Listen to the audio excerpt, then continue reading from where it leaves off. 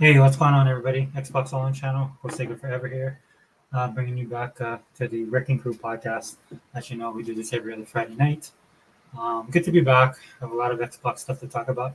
Nothing really major, but definitely some points of interest. We'll see who shows up today, guys.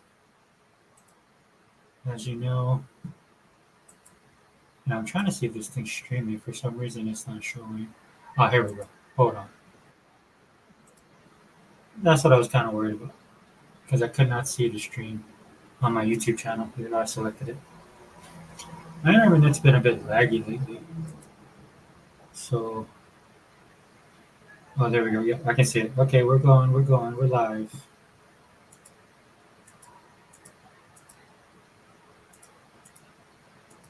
And again, guys, this is supposed to be the time slot that I'm supposed to be, or at least the date, I should say, that I'm supposed to be doing this podcast. So I'm on Friday nights, my time. It's currently like 3 or 4 in the afternoon. So for a lot of you other guys, probably just getting off of work, or maybe you guys are going out. But if I can't do these on Friday night, I tend to let it go until Saturday the next day. But for the Wrecking Crew, man, I try and do it every Friday night. But as you guys know, I'm busy. And things happen, things come up. So I try to be as consistent as possible, but that's just the way we roll on this channel. Hold on, let me see. Let me shout out some. Let me shoot out some invites. I just got home not too long ago, so I want to get the ball rolling. And the guys will be able to drop in wherever if they can. Hold on a second.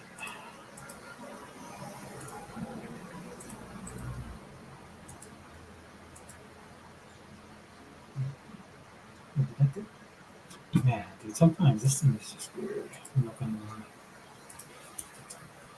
Hold on 1 second. Yeah, but it was a good week, man. It was a really great week. Got a lot of good games that came out. A lot of games that I've been trying to catch up on. I have to actually buy a couple games that were leaving this month or last month for that August 1st deadline. We lost a couple games in Game Pass. What I'm finding, one of the hardest things I'm having a problem with right now is that I just can't keep up. It's just the reality, something I got to deal with. Because there's just so much content on Game Pass, as Sega Man loves to say. We eating good over here, and that's the truth. And I've been having problems like this for a month, or for months now. Hey, what's up, Daniel, man? Happy Friday. Happy Friday, everyone. Daniel says, Happy Friday, everyone. What's up, bro? Thanks for being here. Um, it's the Wrecking Crew podcast, dude, so we're just going to do it strictly Xbox. No, I wouldn't have minded doing a podcast, dude. There's like so much stuff going on right now. Sorry about the background noise, guys. It is end of day here for most of us where I live, so everybody's coming home. People doing stuff in the afternoon. You know, it's messed up as we had brownouts the other day, or there was a message. Well, we've been having brownouts kind of off and on, and then the electric company here sent out a message saying that prepare yourself. They might have to have rolling blackouts. You know, so I figured, man, I better get this thing started early just in case, man. You never know. Plus, the weather's looking a bit suspect right now, so I send it to Signalman, right? Okay. All right, dude. But yeah, thanks for coming in, Daniel. I appreciate it.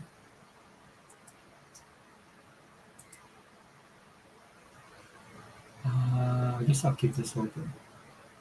Let me go to Bang, man.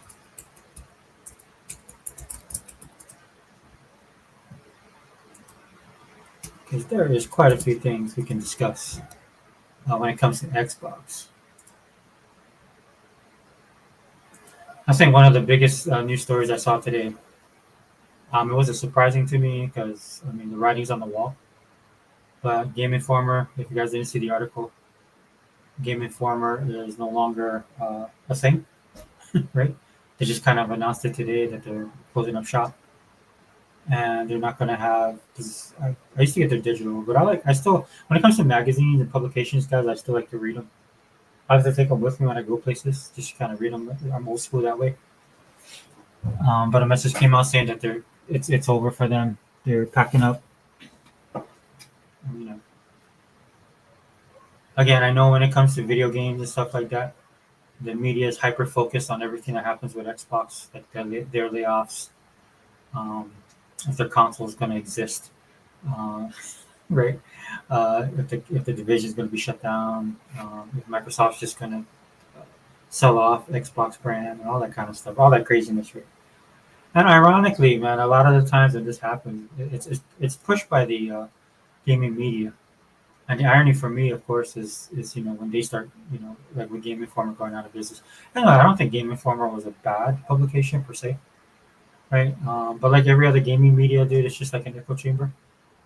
There's definitely way worse gaming media out there, or media in general that's in pop culture that are really bad. Game Informer, the only thing it was interesting because, like I said, I used to get the magazines and stuff. So they did some stuff that was kind of pop culture, cross referencing and stuff like that. They did focus on games the most, though. But I did enjoy some of the stuff they talk about, like collectibles and movies and things like that. But they never really talked about Xbox, if I'm being honest, dude. Everything was like Sony and Nintendo for the most part. Um, and every once in a while, there'd be something on Xbox, but it's usually have to be something big, right, for them to talk about it. But I don't remember the last time. I don't even think they covered Halo. I could be wrong.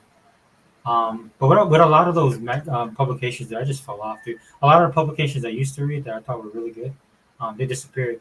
And then I kind of jumped into that whole cross pollination stuff of pop culture, magazines in general. Like there's this really great one called Rocket that I loved. Man, they used to cover everything: gaming, collectibles, media, music, all that stuff, dude. And the people who are writing there, I guess maybe because they were probably about my age at the time. But anyway, all the stuff that they were into, I was. They kept it pretty middle of the road too. I mean, if something was really bad that they needed to report on, they would. But for the most part, man, it was more a publication that just celebrated pop culture in general, man. I think that's the problem with a lot of media right now, especially social media, right? You hear the guys talking about it. The guys in the group talk about this. It's almost as if a lot of the people who participate in video games and stuff like that, or own systems and play games, don't really enjoy them. And there's reasons for that sometimes. I mean, that can be uh, like they're not wrong, but for the most part, when you read a lot of the stuff, you can tell that they probably just should hang it up. Maybe they're old like me and they're just jaded. Maybe that they like particular games, or they're not. For the thing I find the most, a lot of guys think they're gamers, but they're not. This is just like a passing fancy, so to speak, man. I mean, they do it probably because it's popular, or they do it because other people do it, right? And then they might find one or two things they like. Like we talk about Madden and COD and games like that, Fortnite. Those are the type of games that draw in people that normally don't play video games. So that's something that I've noticed, right? But for the most part, man, most people are not gamers, and that shows in the sales, right? It shows in the sales of the games. I've seen people talking about. We'll talk about Evolve a little later. But talking about the roadmap for Xbox, the roadmap in general for a lot of gaming companies, right? I mean, I hate to be the one that constantly says this, but I feel like I have to because it's a major reason why you don't see a lot of games coming out. It's just because the economy is so bad. What costs 200 million to make? What costs $200 a game that costs $200 million to make maybe 5 6 years ago, man? You can pretty much say that it's probably 250 270 to do it, right? So it's that increased costs, right? And then of course, man, with people not having disposable cash, a lot of people are not buying the games because just the cost of everything has gone up, right? So you gotta decide, what's more important, a game or actually paying your rent or buying food, stuff like that, too. So it's just a bad situation for everybody involved, right? But I mean, I just have to keep on mentioning this because when I look at a lot of guys, and some of these guys I like, I actually watch their channels. Right? What they tend to do is they focus on Microsoft because, of course, the gaming media focus on Microsoft, and that's where these guys get all their information, right? So when they talk about layoffs and stuff like that, they talk everything's through the filter of Xbox, right? Like Xbox could lay off maybe 200 people, another company lays off 1,500, and they only really focus on Microsoft. Right? That's the hypocrisy, and that's generated within the gaming media. This is what I'm always ranting about on this channel.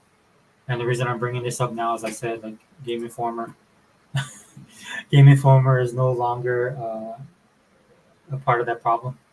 And to be honest with you, it wasn't so much of what they reported, but it's just what they didn't report for me. Like I had no attachment to Game Informer. There's a lot of stuff I'm into, a lot of stuff I play. As far as video games, man, they don't cover or talk about. The majority of their stuff is PC or PlayStation. Like some of the Xbox stuff you hear about, just put they're like one of the publications that would always put the game up, and if it's a multi-console game, they always put PlayStation first. I think that changed a little bit over time, but anyway, you guys get my point. Right? It's to me they're part of the problem, even though they weren't really that bad. If I'm being honest, yeah, you know what I'm saying. But this is the world we live in now, man. This is the economy um, that we're under. A lot of people said, well, they have big circulation. I mean, I read them. They're part of my subscription, all this kind of stuff. But you guys gotta understand too. It's just not you know, like I said, the cost of everything costs more now. So it costs more to pay people to do stuff. It costs more for the supplies, the shipping. This is why a lot of these places went digital. But all of that stuff incurs cost, man. And a lot of these companies they were trying to negate that. And of course, you have the profit model and stuff like that you have to think about. But at the end of the day, in this type of economy, it doesn't matter, right? Your readership could have gone up. And in some instances, man, with some businesses, they end up losing money because the cost is just too high. Their overhead is too high, right? And sometimes when you even get more customers, it's even harder, right? Like I'm pretty sure you guys have gone to a local eatery, right, and seen that kind of problem, right? The wait is long, right? They don't have enough service, right? Maybe the food's not so good, not as good as it used to be. Yeah, you don't get the best service in the world, stuff like that. It's just par for the course. So. But I mean, it's a sign of the times, man. That's what I put on X for a lot of the stuff that's going on right now. I wouldn't be surprised if more publications just fall through the wayside. They don't have those avenues of cash that they used to have. Whether it's advertising, whether people are investing in them for various reasons, right? I mean that cash flow is all dead, man. If you guys don't pay attention to the stock market, man, it had a big decline today. One of the biggest since 2000 and what 22 they said. If you have a 401k, I don't recommend you looking at it. I haven't looked at mine. I don't want to look at mine. That thing's been going down ever since the last election, right? The 4 years ago. So it's not something that I look forward to paying attention. But again, guys, if you guys watch my channel, you guys know. You guys should know how I felt about this. I know some of you guys don't agree with me. I know definitely on social media, a lot of people don't agree with me when it comes to this kind of stuff. But I'm just being honest.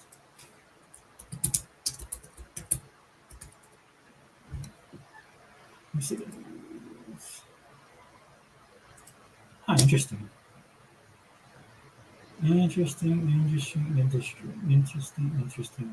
I can't see anything. Huh. Wow, that's crazy. Hold on, guys. I'm looking at something. For some reason, it's not popping up for me. Wow.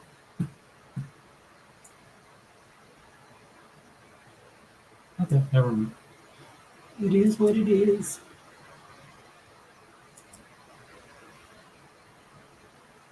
Oh, here we go. Yeah, the final level, farewell from Game Informer. Wow, 33 years. After 33 thrilling years of bringing you the latest news reviews and insights from the ever-evolving world of gaming, it is with a heavy heart that we announce the closure of Game Informer. From the early days of pixelated adventures to today's immersive virtual realms, we've been honored to share this incredible journey with you, our loyal readers. While our presses may stop, the passion for gaming that we've cultivated together will continue to live on. Thank you for being part of our epic quest, and may your own gaming adventures never end. Yeah, that's crazy, man. Like I said, sign of the times. And again, if you guys follow me, man, it's something I do talk about. I wouldn't be surprised if all the gaming media just disappear. And a lot of it doesn't have to just do with console warring. I know DEI. I talk a lot about that on the channel. You know, a lot of these guys participate in that.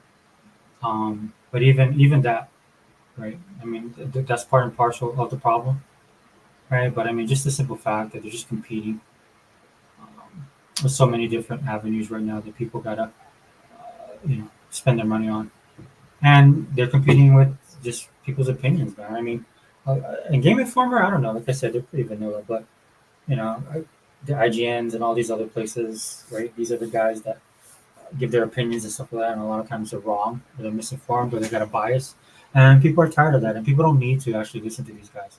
You can just go find somebody, and not necessarily somebody that agrees with you, but somebody that just, I mean, for the most part, man, if they like games, like that's why I gravitate towards the guys I do, and watch the people I do, right? Because they tend to enjoy what they, like if you're a gamer and playing video games, if you are somebody that like comic books or watching comic book movies and stuff like that, even when they find something that they don't like, or they might talk about something um, that some people label them as haters. So at the end of the day, you can kind of tell who's real and who's not. And because of the internet and the way that it is, you're not pigeonholed to watch certain people's or certain outlets. I will say when I was coming up though, when I was growing up, man, a lot of the people in the industry were actual gamers in the publication industry. When it came to video games and stuff like that, a lot of these guys were just dudes, like some guys I know just wanted access, man, to get into the events. And when they got there, man, they were happy and they shared it as much. Just like if somebody watched a movie over the weekend and you didn't, and then you came to school on Monday and then they're telling you what happened or giving their review. And that's what we're basically going back to. So I will say, like some of these influencers, man, they're getting pretty bad. Not a lot of them, dude. And then of course you got to use your own judgment on who to listen to and who not to. But then a lot of it's boiling down to clicks and views too. So a lot of it's just ignorance, man, because they don't do the research either, because they get all their information from one news source. So I mean, a Game Informer, it was nice. Like I said, I didn't, especially their holiday issues and stuff like that. That was really good. Give you good ideas of what to buy, friends and family. You know what I mean? That was pretty cool. But other than that, dude, I'm not surprised. Dude. I wouldn't be surprised if gaming media just goes away altogether. Or they just revamp it, right? The big talk about AI and stuff like that. You really don't need these people to do stuff. A lot of these guys, I mean, to me, when you look at them, right, it's just a stepping stone for stuff, man. Like I know some of you guys don't like the politics I talk about on this channel, but that's how I feel a lot of times when I go to like some of these news sites to look specifically at like comic book news or video game news and stuff like that, and all these spot off is all they talk about is dude, Sega man, I'm sorry, brother. I was looking somewhere else. Tool man, I'm sorry. See, hey Sega man, what's up, dude? What's up, brother? How you? I'm so sorry. You know what? I was on the YouTube. What's going on, man? No, just the Wrecking Crew podcast, bro. As always. Yeah. Hey, great podcast, man. This week on Sunday. Yeah, you like that? Yeah, that was awesome, dude. Little something, man. Well, I like the conviction you bring. Yeah. You gotta bring them that fire, man. You know what I mean? I know. It's so hard sometimes, being a part of the Xbox community. What's up, man? How you been? Nah, good. Dude. Sorry, I was busy with the Comic-Con stuff, dude. I was actually watching Comic-Con. Oh yeah, what'd you think? That was pretty awesome, dude. I mean, it took it back about 10 years. Oh, nice. When it was a bit enjoyable. You know what it was, man? I think because of the COVID thing, and then people kind of forgot about it. But the guys who showed up, man, I'll throw myself under the bus, dude. I wasn't tracking it either. But the good thing about it, man, when stuff like that happens, right, and then people that pay attention to it, they're fans. You know what I'm saying? Yeah. And so I was watching people's videos, man. You know what it was, dude? People just look happy. You know what I mean? People just having a good time. Something I think we need in gaming right now. Oh, definitely, bro. Definitely. Yeah, I know. Limited talks about that. It's just like what he said, right? You stop going on social media because it's like these dudes don't enjoy their video games. Yeah. All they do is complain about it. All the time, brother. All the time. We're ready for it. We're made for it. You know what I mean? It's all the time they do that. Yeah. If it ain't one thing, it's another. I mean, I can understand, like, at least from like when I listen to your video or I try and do my videos, right? It's just to call out all the BS and have a little bit of righteous indignation. when it Yeah. comes to this stuff because there's people like I've been talking about this. There's people I follow. I tend to follow them more for the pop culture side as far as comic books and movies and maybe Mm-hmm. animation because that's their forte. Yeah. But they talk about video games too. But I'm like, dude, you guys shouldn't talk about video games because you guys don't know what you're talking about. You know what I'm saying? There's All a the lot of time, brother.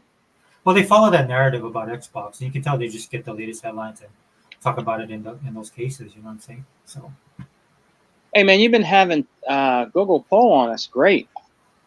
yeah, dude, I know, but I think we're gonna have to do a separate podcast because we tend to go into topics that are like off the beaten path.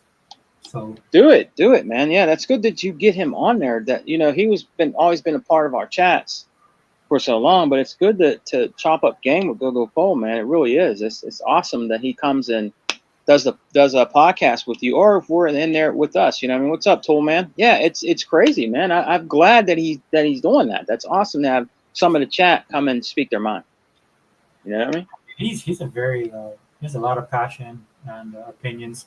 So I always like there's a lot of us out there that want to talk. So I tell people all the time, hey, if you guys want to come on, just let me know. I just try Yeah. to connect with you somehow so I can send you the link.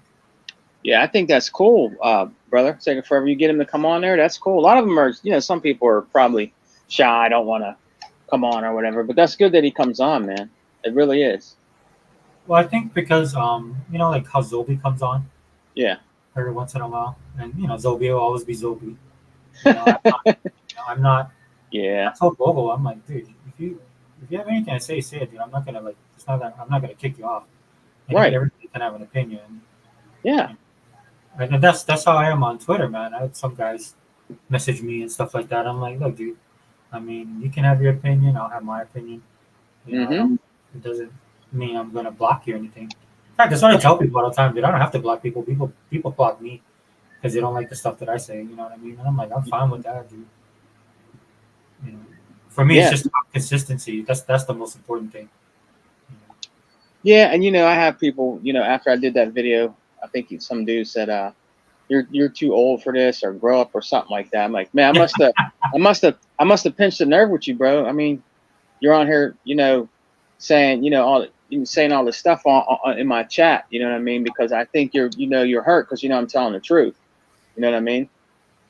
I find that a lot of times, Sigmund, when people are like that, it's usually because they tend to be younger than us, and Yeah, yeah, not they probably learn something from you mm-hmm. when you're talking. Like a lot of times when I argue with PlayStation guys, I'm totally like in awe of the fact that I know more than them, and they're Yeah, supposed to be friends, right? yeah. You know, They that's why. just they get hurt. They get butt hurt. They get butt hurt. They get mad. They get upset. But when it's the truth, look, they're brother Sacred Forever. Me and you, we he bought. It's like a endless thing of just trying to tell these dudes out here that are not true gamers, that are just tethers, gaming tethers out here, coming in and disrupting the chat, disrupting the comment section, is that because they're just really ass hurt because Microsoft is really killing it right now. They can say whatever they want to say about studios closing or different things about Xbox and all this other stuff. It's just they cannot get over that Xbox is killing it right now. It just is. Oh, the big thing. Oh my God. Oh, I can't believe Game Pass is going up and all this and that. I'm like, really? Are we gonna really go there about Game Pass going up? It's definitely worth the value because you're not getting that on PlayStation Plus or whatever, the PlayStation Spartacus or anything like that. You're not even getting any new games. You're not going to see any new games for what, 9 months? They don't have nothing over there. It's boring over there right now on the PlayStation side. It Yeah, really is. They're not getting anything, brother Sega Forever. I think it's funny because what they would do before is they would fall back on the AAA titles that Sony would make those deals with, Yeah, and then law like because we COD is coming out this year, so that's what they would fall back on. But they don't yeah, have those rights anymore, dude, and so they're exposed, man. All these people are exposed. This guy Nor on X. I mean, he's okay, but he yeah, was talking about stuff with Xbox. Yeah. Um, and I'm like, yeah, dude. Well, yeah, he was saying because Avowed, and we'll talk about that because I'm pretty sure Unlimited will want to talk about it. But Avowed, Oh, Unlimited said send the link. What's up, yeah, Unlimited? I sent it to him. What's up, brother? Oh, dude, I don't even have to respond. There he is. I see him. Hey, what's up, Unlimited? What's up, brother? What's up, Sega Forever and Sega, man? What's up, brother? Oh man, not much, man. I just got back from the gym, saw that y'all were live and decided to jump in. Nice, bro. Nice, Oh, man. they'll Yeah. tell me, man, you hit a PR because of the Avowed news. Is that why you you went to the gym?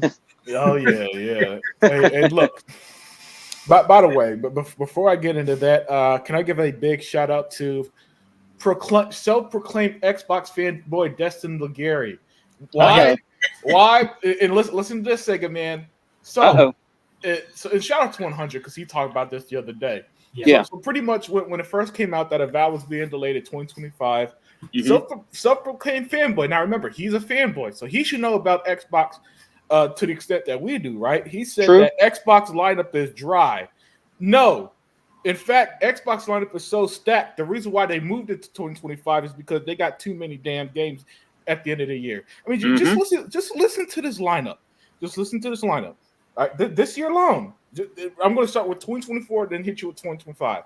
All right. World of Warcraft on PC, Age of Mythology for Xbox, Era the Untold Story on Xbox, Diablo 4 expansion on Xbox, Call of Duty in October, Starfield Shattered Space in September, Indiana Jones in December, Flight Simulator November 19th, Stalker 2 on November 20th, so literally exclusive back to back. Towerborn is for later this year. And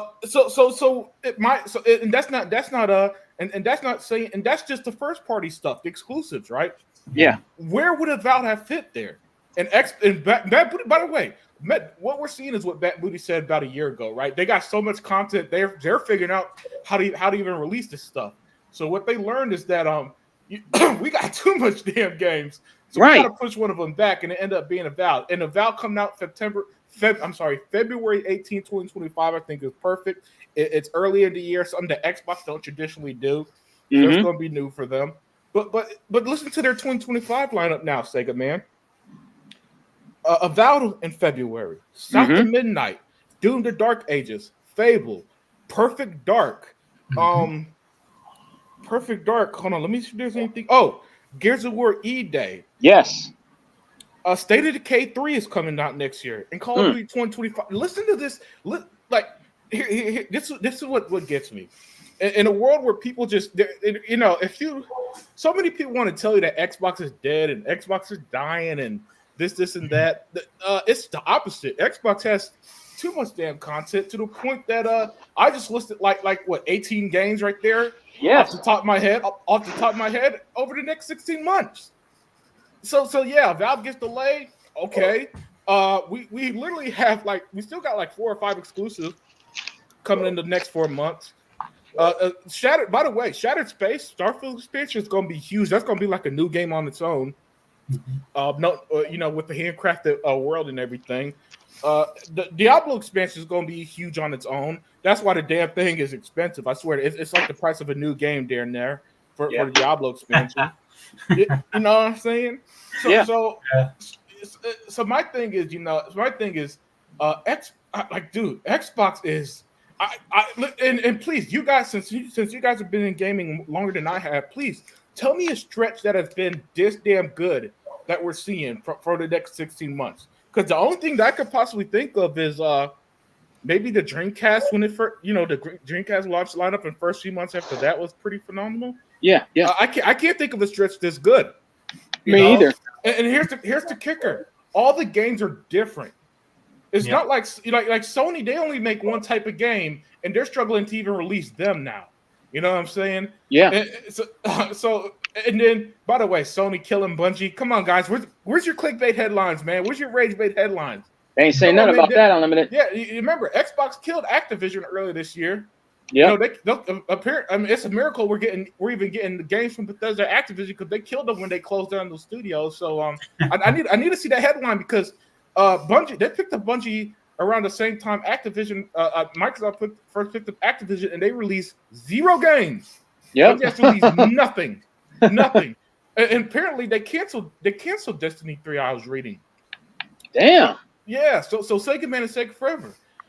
Don't and this isn't towards y'all. This is for all the people that I see who constantly try to tell. And here's the thing: on my own videos or whether they respond to me in comments in other videos, they love telling me how Xbox is dead and Xbox is dying. No, Xbox is doing pretty phenomenal right now.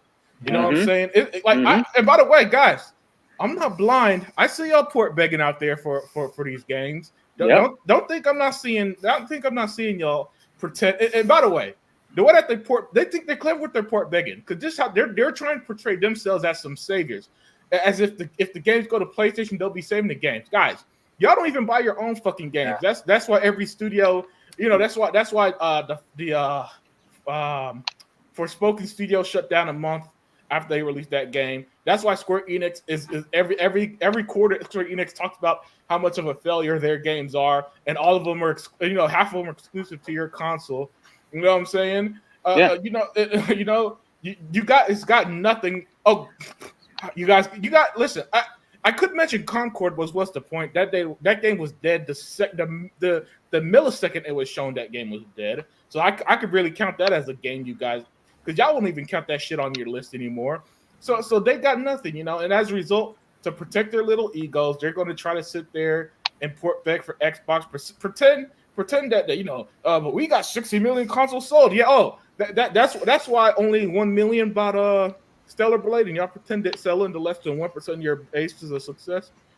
Okay, all right. See, y'all ain't gonna fool us over here, because we see the reality of the situation. Y'all got That's right. nothing. That's right, brother. That's right. Segment. They got no games.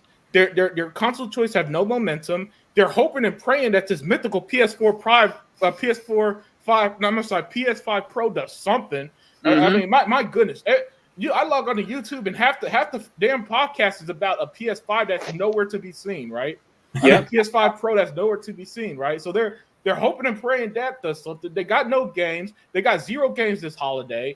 They're going to be spending. Hell, this is where we're at, guys.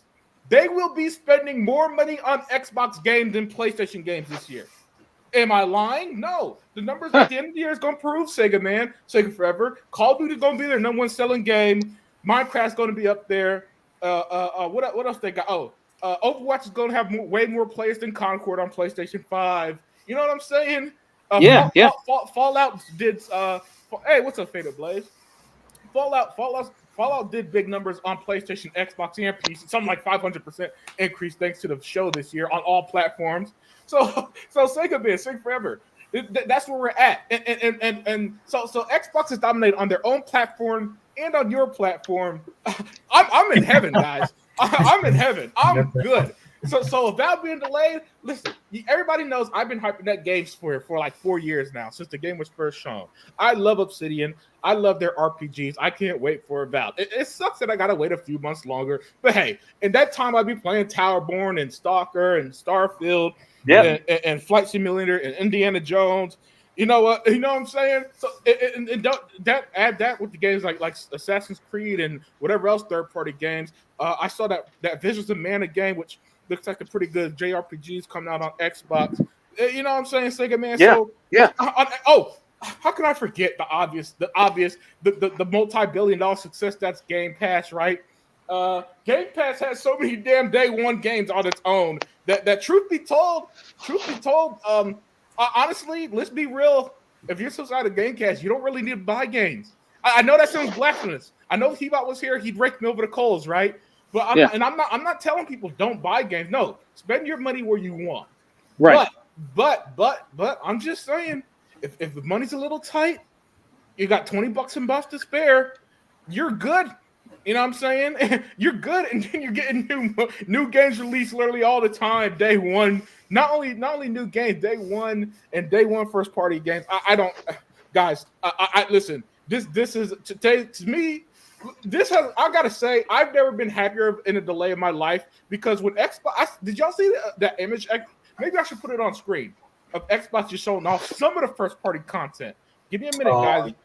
Yeah, give me a minute. Yeah, because by the way, shout out to Xbox, because they have been on top of the game to where, like even me, someone who's not on Twitter like that anymore, dude, people are literally sending me stuff like, "Yo, Unlimited, check this out," and I'm seeing this beautiful image. Hold on, give me a sec. I need to find. I did save it. Save it. All right. I just need to find the damn image. Yeah. But sorry to come over and take over, man. But just wonderful stuff for Xbox, man. It's unbelievable what we're seeing now. A part of me just almost can't wrap my head around this. Like I've never seen a delay that was so good, right? Have you ever heard of it? I've never heard of a good delay until now. And I know I might sound crazy to some people. I know some people might be thinking, what kind of fanboy response is that? Look, I finally found the image. Hold on, I'm about to put it on screen now.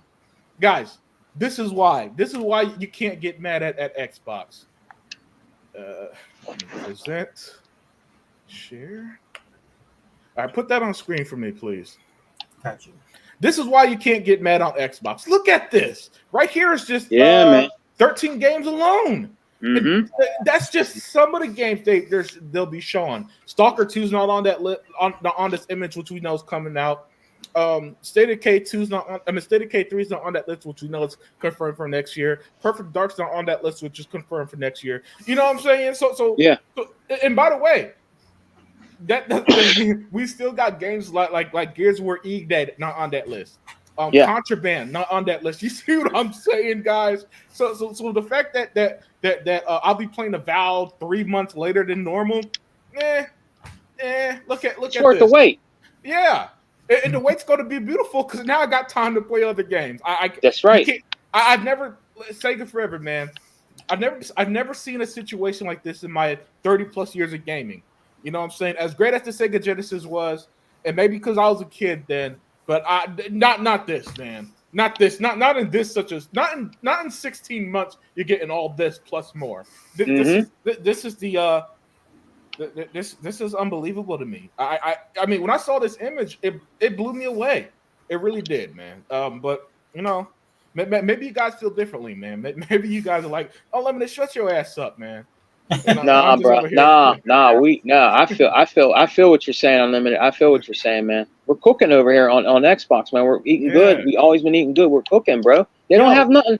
They don't have nothing to show, Unlimited. They don't. What do they have, Unlimited? They don't have nothing. Nothing, dog. They are begging. They are begging for a showcase, for a hint. Listen, listen. This is how desperate they are. If Sony came out right now and just pulled out a tweet that showed nothing but Kojima's finger, they'll be like, "Oh my god, they got something cooking. They got something cooking." You know what I'm saying? You know they'll say that stupid shit, and they'll pretend it's better than everything that's got going on. That's where we're at, and it's wonderful.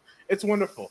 I've never seen the PlayStation community. You know what the PlayStation community feels like? The Xbox community in like 2018, when everybody was jumping ship before Xbox picked up them 5 studios at the E3. That's what they feel like, man. They feel like they're at their wits' ends. They're desperate for something. You know, they need something to hold them over. The loyalty is running thin with these guys because they got nothing to play. They see that we got too much to play, and they jealous. Yep. And they want our games. Mm-hmm. They want our games. Oh, but Hellblade 2 is coming to PlayStation 5. Hellblade 2. Whatever, man. The scary part, it says the and more part. Yeah. Yeah. Because you don't know what that. That's why those guys are scared. They don't even know what that means. No. You know what I'm saying? It could be, what is it? What's that game coming out? Grand Theft Auto? Yeah. Oh, that'll be. And more. Phil, listen, Phil Spencer, I know you're not the biggest fan of the third-party stuff, but just get the marketing rights to GTA 6. I just need to. I need to experience that meltdown. I need to experience it, man.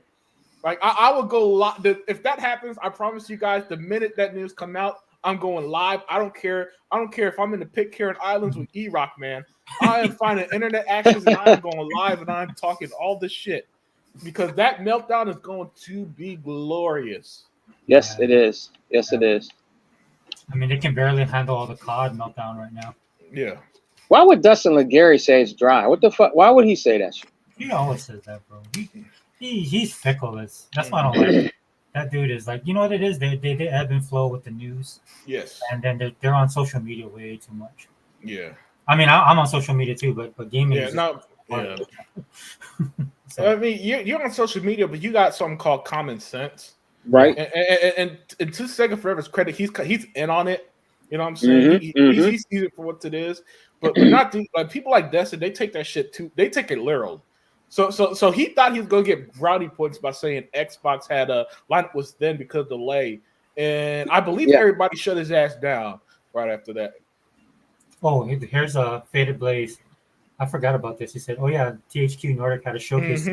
They teased Darksiders 4, man." Yep. Yeah. Man. Yeah. Thanks, Faded. Funny enough, somebody on my show that we did earlier this week was saying that he missed Darksiders, and so I was happy to see. I love Darksiders too. It's a great series, man. It is. And it is. So I'm glad that they teased it. Yeah, it was actually a good showcase too. They got some good stuff coming. Dude, a lot of the showcases like Nakan or Nikon, 505. Like I end up watching these dudes just because, and then they have a lot of they support Xbox as well. But the content. This is why I get. This is why I don't like some of the. Dude, I don't get caught up in all the Japanese stuff, dude. Because to me, they're just one part of the industry now. They're not the lead. They're not the most important thing. They haven't been for years. I still love Japanese games, dude. I played Eden Chronicles. It's a fun, great game, man. But at the same time, if I just played Japanese game, I couldn't play like RoboCop. I just bought that. What's the other game that came out, dude? Lies of P. Yeah. That's actually a good game. Like for me, dude, that's why I'm not worried, man. Because I actually come home, like E-Rock said, dude. I had to clear my drive, man. I had to clear my drive for the first time last night because I have multiple external hard drives, man, and that don't cut it anymore because there's too much content. And then I actually bought 4 games just so I can clear them off the drive. Brother Sega Forever, I think the 2 terabytes on sale. No, I'm good, dude. I have the multiple of those, man. What I need Xbox to do is get their cloud solution up and running. Yeah. And to start making more affordable hard drives. Because one of the things I noticed, what I used to do is that some of the games I wouldn't play it on the X. I play it on my other console. But now a lot of the times, you see that arrow that switches back and forth. You have to have like an X standard to play the game, right? Because it's upgraded, which is cool, right? But I wish they would have had a better solution for storage. Which is, it's not really their fault, dude. It's just the cost of the technology, or it's just the cost of how much it costs. So there's only so much you can do about that. But. Oh, that Faded said that was me, Unlimited. Oh, what was that? Yeah, Faded. Yeah. Okay, that was Faded Blade. That's okay. Yeah, man. I was happy for you when I saw that teaser, man. Because they make great series, and what's cool about the Darksiders series is that all of them are different. The first one was like more of like a classic God of War, Dante's Inferno style. Yeah. The second one was more of like an open world action RPG. And so on. The last one they released was more like a top down Diablo style, and so all of them are fairly different, but still feel like it fits in that Darksiders universe. Very good stuff, and I'm excited for that game as well whenever it comes. Did you are they part, like they're on their own now, right? Who? THQ Nordic, or are they still with Embracer? I think they were with Embracer. Yeah. Let me verify that real quick, but I would not be shocked that they're on their own, especially because Embracer had a fire sale earlier this year. Yeah. So who knows what's in them. Now it looks like they're still holding Embracer, still holding on to them. Oh, okay. Yeah. So they just downsized it, as everybody else is. Yeah. I mean, I'll argue with people about that. I understand that it was a bad thing, but I totally disagree with people because and it's normally PlayStation guys, right? Because they're the ones that push the narrative of, they didn't have any good games, AAA narrative, all that stuff. And I'm like, look, dude, that you guys need to stop using that because that crap got blown out. That thing got blown out of the water. You guys got exposed. You guys weren't buying your game. You guys weren't buying AAA games. You guys weren't buying your own games. Right? Microsoft was right. That's the problem, right? You guys don't want to. Because remember, for the last 10 years, Microsoft has been constantly hit about their own AAA studios. Right. But I guarantee you, man, they saw why. Like the reason why you didn't have that, all what was going on. That people just wasn't spending the money. It's just like a movie studio when they produce a summer blockbuster that tanks, right? Right. They understand that, okay, well, no sequel for you, unless you're Disney. Unless you're Disney, then it's just Yeah. Green Light season or part 2 and part 3. Um, so that's something that that I've always fought them on, dude. Because it's irritating, man. I'm like, no, dude, you guys need to wake up to the reality. I know you guys hate Mhm. Xbox. I know you guys love your brand, right? Because this is and that's what this. I'm not gonna lie, guys. I know I'm petty, but that's why I like what's going on now because you just see the look on their faces. Mhm. Somebody shared a clip of Colin Moriarty. I was like, it's just fun to watch now. Oh man. I told you, Bungie, and all this crap. I was like, oh Yeah, my. I'm confident he's lying when he says that. I don't feel like going back and seeing what he said years ago. But a lot of these guys, man, they backtrack so hard. You know what I'm saying? Yeah. As if what they did, as what they said 3 years ago doesn't count. To protect, I don't know why they're obsessed with being right, knowing that they got recordings of them saying the opposite of what they're claiming now. It's hilarious.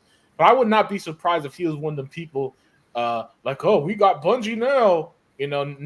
Now he's a financial expert like they all are He always whenever this stuff happens. Yeah, people are sharing the what's his name? What's that guy? Michael. Oh, Michael Pachter. Yeah, people are sharing his clip Mm-hmm. where he talked about there was a desperation buy. Yeah, it was. I mean, we actually, let's be real. We were saying that on our own podcast at the time. Yeah, because and then guys like us, because we have history with Bungie, so Mm-hmm. we know what's up. Yeah. Look, all it was that this is what, like, everybody, let's have just a minor refresh of history because I know a lot of people forget what happened just yesterday. Yeah, But when Phil Spencer put out that tweet that they bought Activision, Sony lost $20 billion in value that they never got back. By the way, they have Yeah. never recovered that loss of valuation. yeah. So in a desperate move, while Xbox was getting Activision, they picked up Bungie and overpaid for them. And to add context to that, Bungie was going to go back to Xbox, but they actually wanted $1 billion less than what Sony paid for, and Microsoft that was overpaying. So if the big boys thought $2 billion was overpaying, imagine the cartwheels Bungie's top guys were doing when they got 3.6 from Sony, and what has resulted from that? Nothing. They haven't released a new game. That marathon game was either delayed or is nowhere to be found. Man, I heard that Destiny they're 3, gonna cancel that bad boy. Dude. yeah, I would not be surprised if that's canceled. Destiny Yeah. 3 was canceled. They had to shorten whatever content they got for Destiny 2, a game that, by the way, but Bungie hasn't released a game in 6 years. In Yeah, 6 years at that. So yeah, that was a desperation play from Sony. Because listen, they see the right. Listen, there's a reason why they were flying Jim Ryan around the world to stop the Activision deal that was going to go through regardless. Because they know, you know what I'm saying? Everybody knows, but the most diehard Sony fanboys who are just holding on to they're just grasping at anything at this point, man. yeah. Dude, they're the worst, man. They're Yeah, starving like Marvin. starving, man. It's a I mean, for me, it was nothing personal, dude. I wish Mhm. them the best. But at the end of the day, dude, I played Destiny and didn't like it because I didn't like Yeah. I didn't like the community. Mhm. Nothing personal like them, but it's just the way that the game is played and how they Yeah. play, that it just didn't gravitate with me. Right. But at some point in time, guys, you guys gotta admit, man. People got to start pointing the finger back at Bungie. I don't know Mhm. why they were able to get a pass for so long. Well, I know why initially because of Microsoft, right? Yeah. Xbox. But Oh, yeah, look, they aren't. Trust me, they aren't free. well, It's just hell. Actually, I've been seeing them get all the blame. It's Sony who I've been seeing get the free pass. finally, right? Because it's like this, dude. It's like this, dude. It's just like a woman who's been married like 3 times Yeah, and just talk about how bad men are. At some point, you know what I mean? The finger's going to Yeah. start being pointed at her.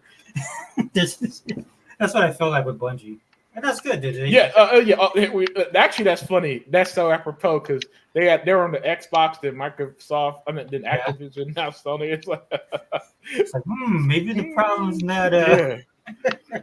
Well, I mean, the problem's still Sony. I'm not giving up a free pass. Oh yeah. No, matter of fact, Yeah. they're just a toxic relationship. That's all they are.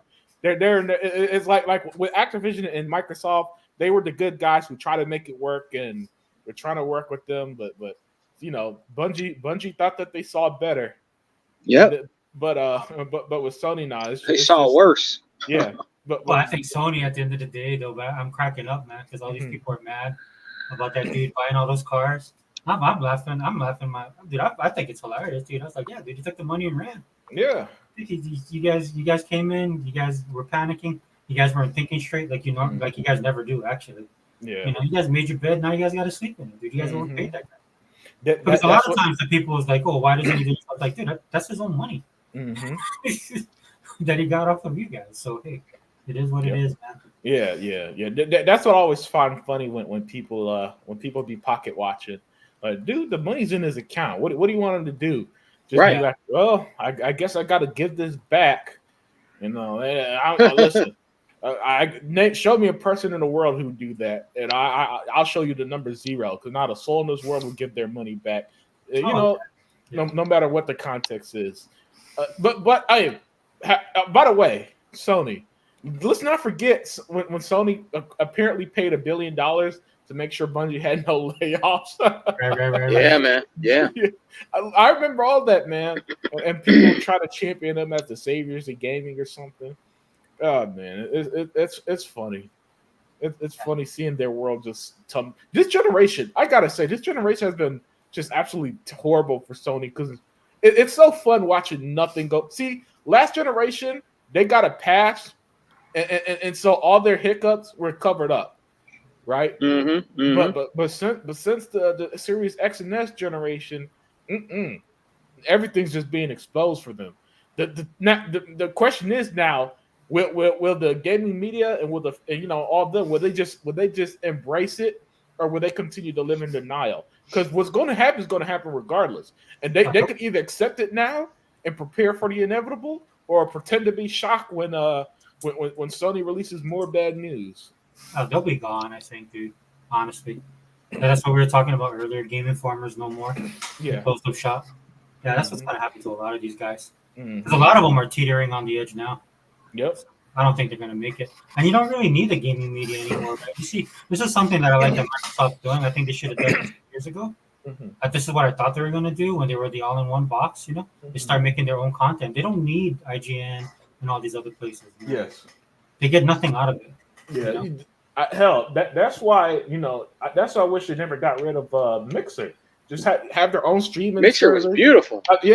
Have their own Twitch-like service. Just have literally everything. Just keep your inside Xbox for if you want to do your news. You know what I'm saying? They could just squeeze them out easily. But Microsoft, to some is bad, to some is good. They don't mind. They don't mind throwing a little. So I guess since for Xbox and Microsoft as a whole, money's not an issue. They seem to not mind. Just like, okay, we'll throw you a bone. You know what I'm saying? Now, what you do with the bone is on you. Like, remember how they saved GameStop a few years ago? Let's not forget that, right? Yeah. And GameStop back to their same old, and it's not looking good for them either. You know what I'm saying? So I think that's why people need to be afraid of Microsoft, right? Give them that respect, because they can do stuff like that. And then when it doesn't work out, like Phil's like, oh well, let's go back to the games, because they go back to the games, and then that's working for them. Game Pass is working for them. They're picking up people, and then the scary part is like we talked about earlier, they could work out something for GTA.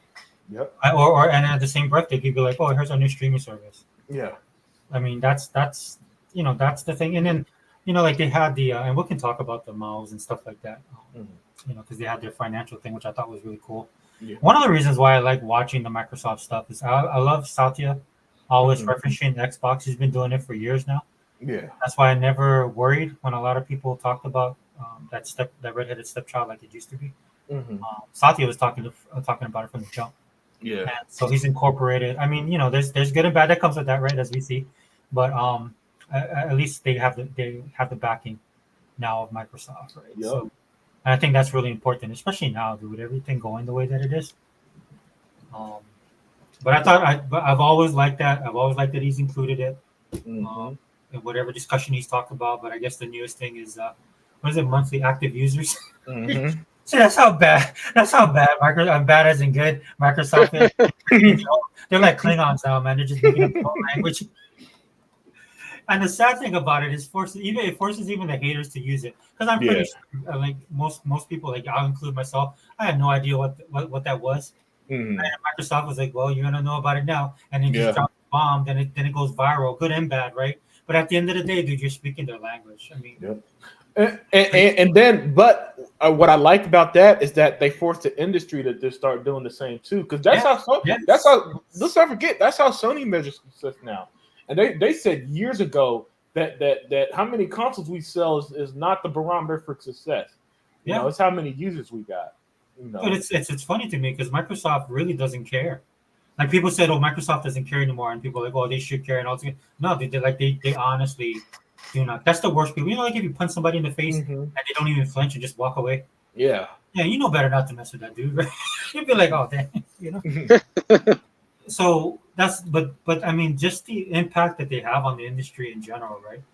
And so when they do stuff like that, and it just causes, of course, you're gonna get a lot of the hate and denial and all that crap, right? And even on our side, right, with the pony bots and all these weak-minded guys on our side who fall for everything, right? Yeah. You know, like, what does that mean? And then something, and it's funny to me, man. I like to think that Xbox does this on purpose, right? Because they're like, what does this mean? And what are the percentages? And then all of a sudden they'll be like, oh, and by the way, we're gonna wait, release Evolve next year, and they're like, oh, it's over. Oh, Xbox is dead. Yeah. That's exactly how they react every single time, man. I would like to think, this is just me, guys. I'm not saying they do this. I would love to think that like Aaron Greenberg is in a room somewhere, you know. Well, you guys want to, you got, just pushing the panic button just to see these guys react. Because, I mean, at the end of the day, dude, it gets eyes on the story, you know, good and bad, but I mean, a lot of it bad. But at the end of the day, dude, that's what I'm talking about. That's the scary part to me. Like if you're a person that hates Microsoft or Xbox, if you prefer another console, you know what I'm saying? That's the reality that we're living in right now. But you know what's cool about that is that even when it's bad, it still keeps their name out there. Yeah. And I don't think the haters realize that how they do a better job at pushing Xbox than we do, because they talk about damn near every day. It seems like, you know what I'm saying. And so and sorry if you don't mind. No. Because listen, this is what I learned, and I learned it from YouTube. How YouTube sees engagement. They do not give a fuck if you click the dislike button. You know what they care about? Yeah. That you felt some way about a video, that you engaged with it. Yes. Yeah. But they don't realize that when they constantly put Xbox sucks, Xbox this, Xbox is dead, all the algorithms are doing is saying, oh, the people want to see Xbox. And now, guess what? When you log into anything, you see Xbox. So whether you love it, hate it, you're gonna feel some way about Xbox, because with Nintendo and PlayStation, they only come out the woodworks when there's something relevant for them. But with Xbox is all day, the gaming world, the gaming news wouldn't exist. It's almost like the gaming is boring if there's nothing Xbox related going on. Let's be real. That's how it is.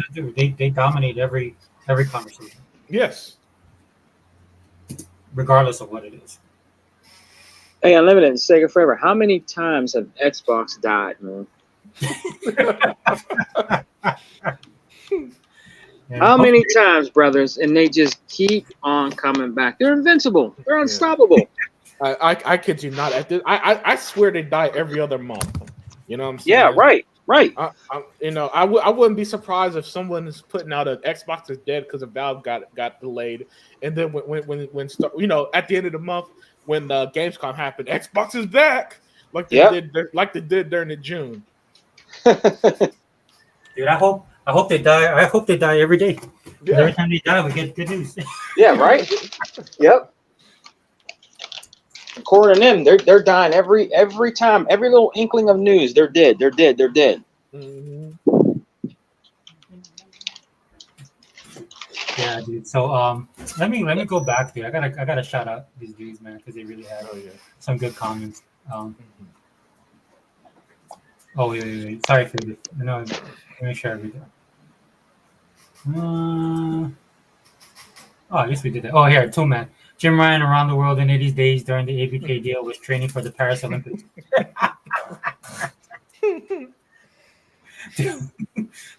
Yeah, Yeah, Sony now, man. They're like that one. They're like that one athlete that barely qualified for the bronze medal. Yeah. It's that bad for them. And Faded Blade, Jim Ryan, Shit, Jim Ryan's it's like the Parsons, equal dominator. I mean, honestly, guys, what can they do at this point? I mean, I don't see nothing. Right. Nothing. Yeah. Nothing. Xbox is too far ahead of the game for them, man. You don't catch up to Activision and Bethesda under your library. You just don't. All right.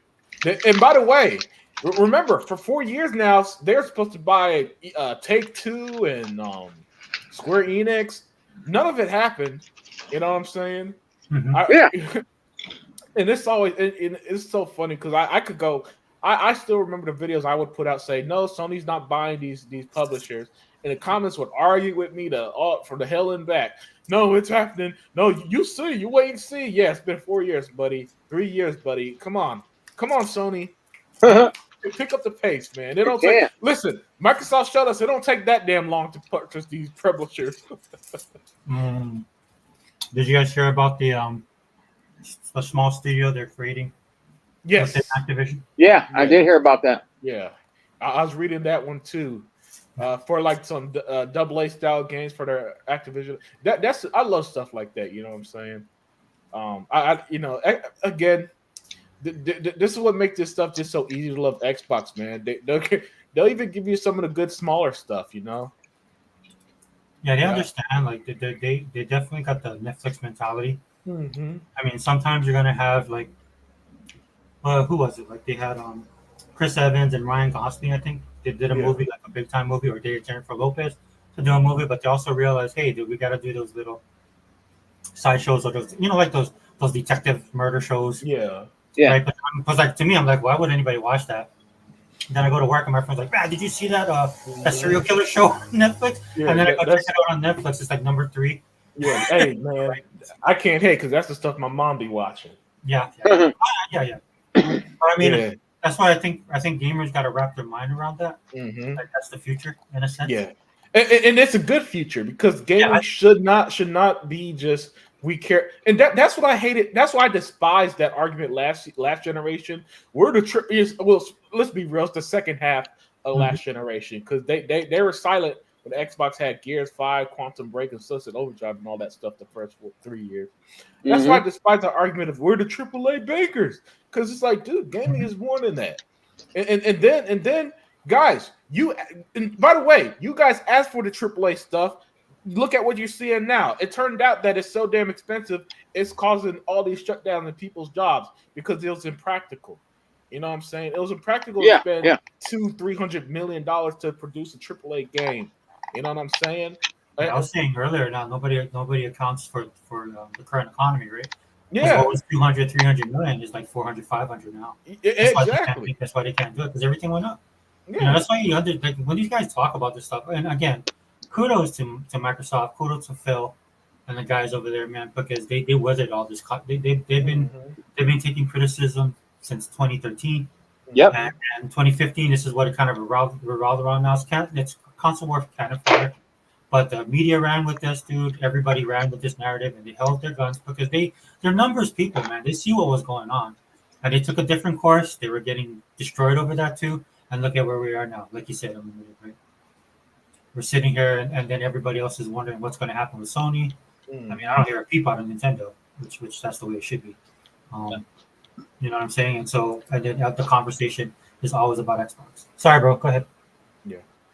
Toolman comment says if Xbox Line for 24-25 doesn't get the hype for gaming, then maybe you need another hobby like crocheting.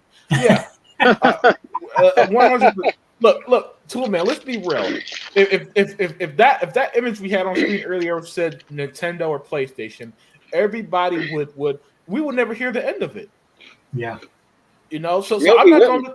So Sega, man, I'm not gonna let them hear the end of it from us on the Xbox side. Yep. Like we're gonna get this work. Yeah, we deserve to talk like that because I mean, look at it, man. The next 16 months is an unbelievable lineup, and that's just the first party stuff. You know what I'm saying? Yeah. And sorry, guys, you're never gonna convince me that to be pissed off to at what we're getting. Especially when I'm not even gonna have time to beat all them fucking games anyway. So so why even get upset?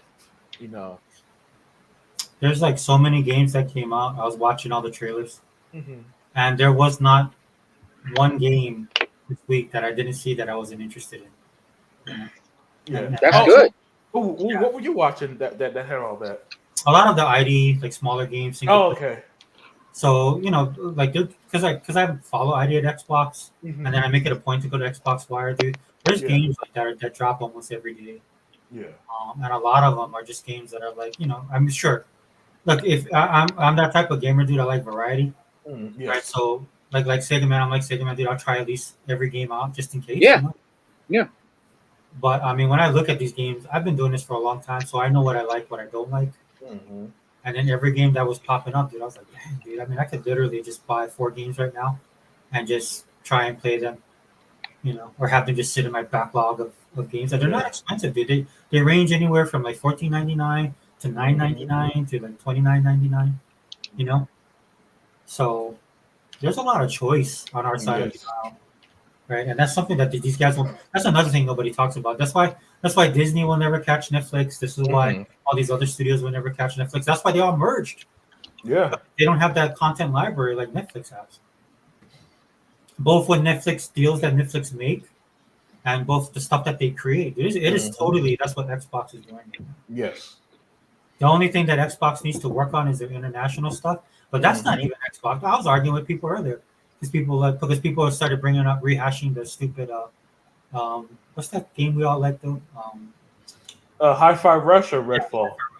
Yeah, that made another appearance right today. That was trending, and I was like telling people, I was like, dude, look, at the end of the day, man, if a girl doesn't like you, you just gotta walk away.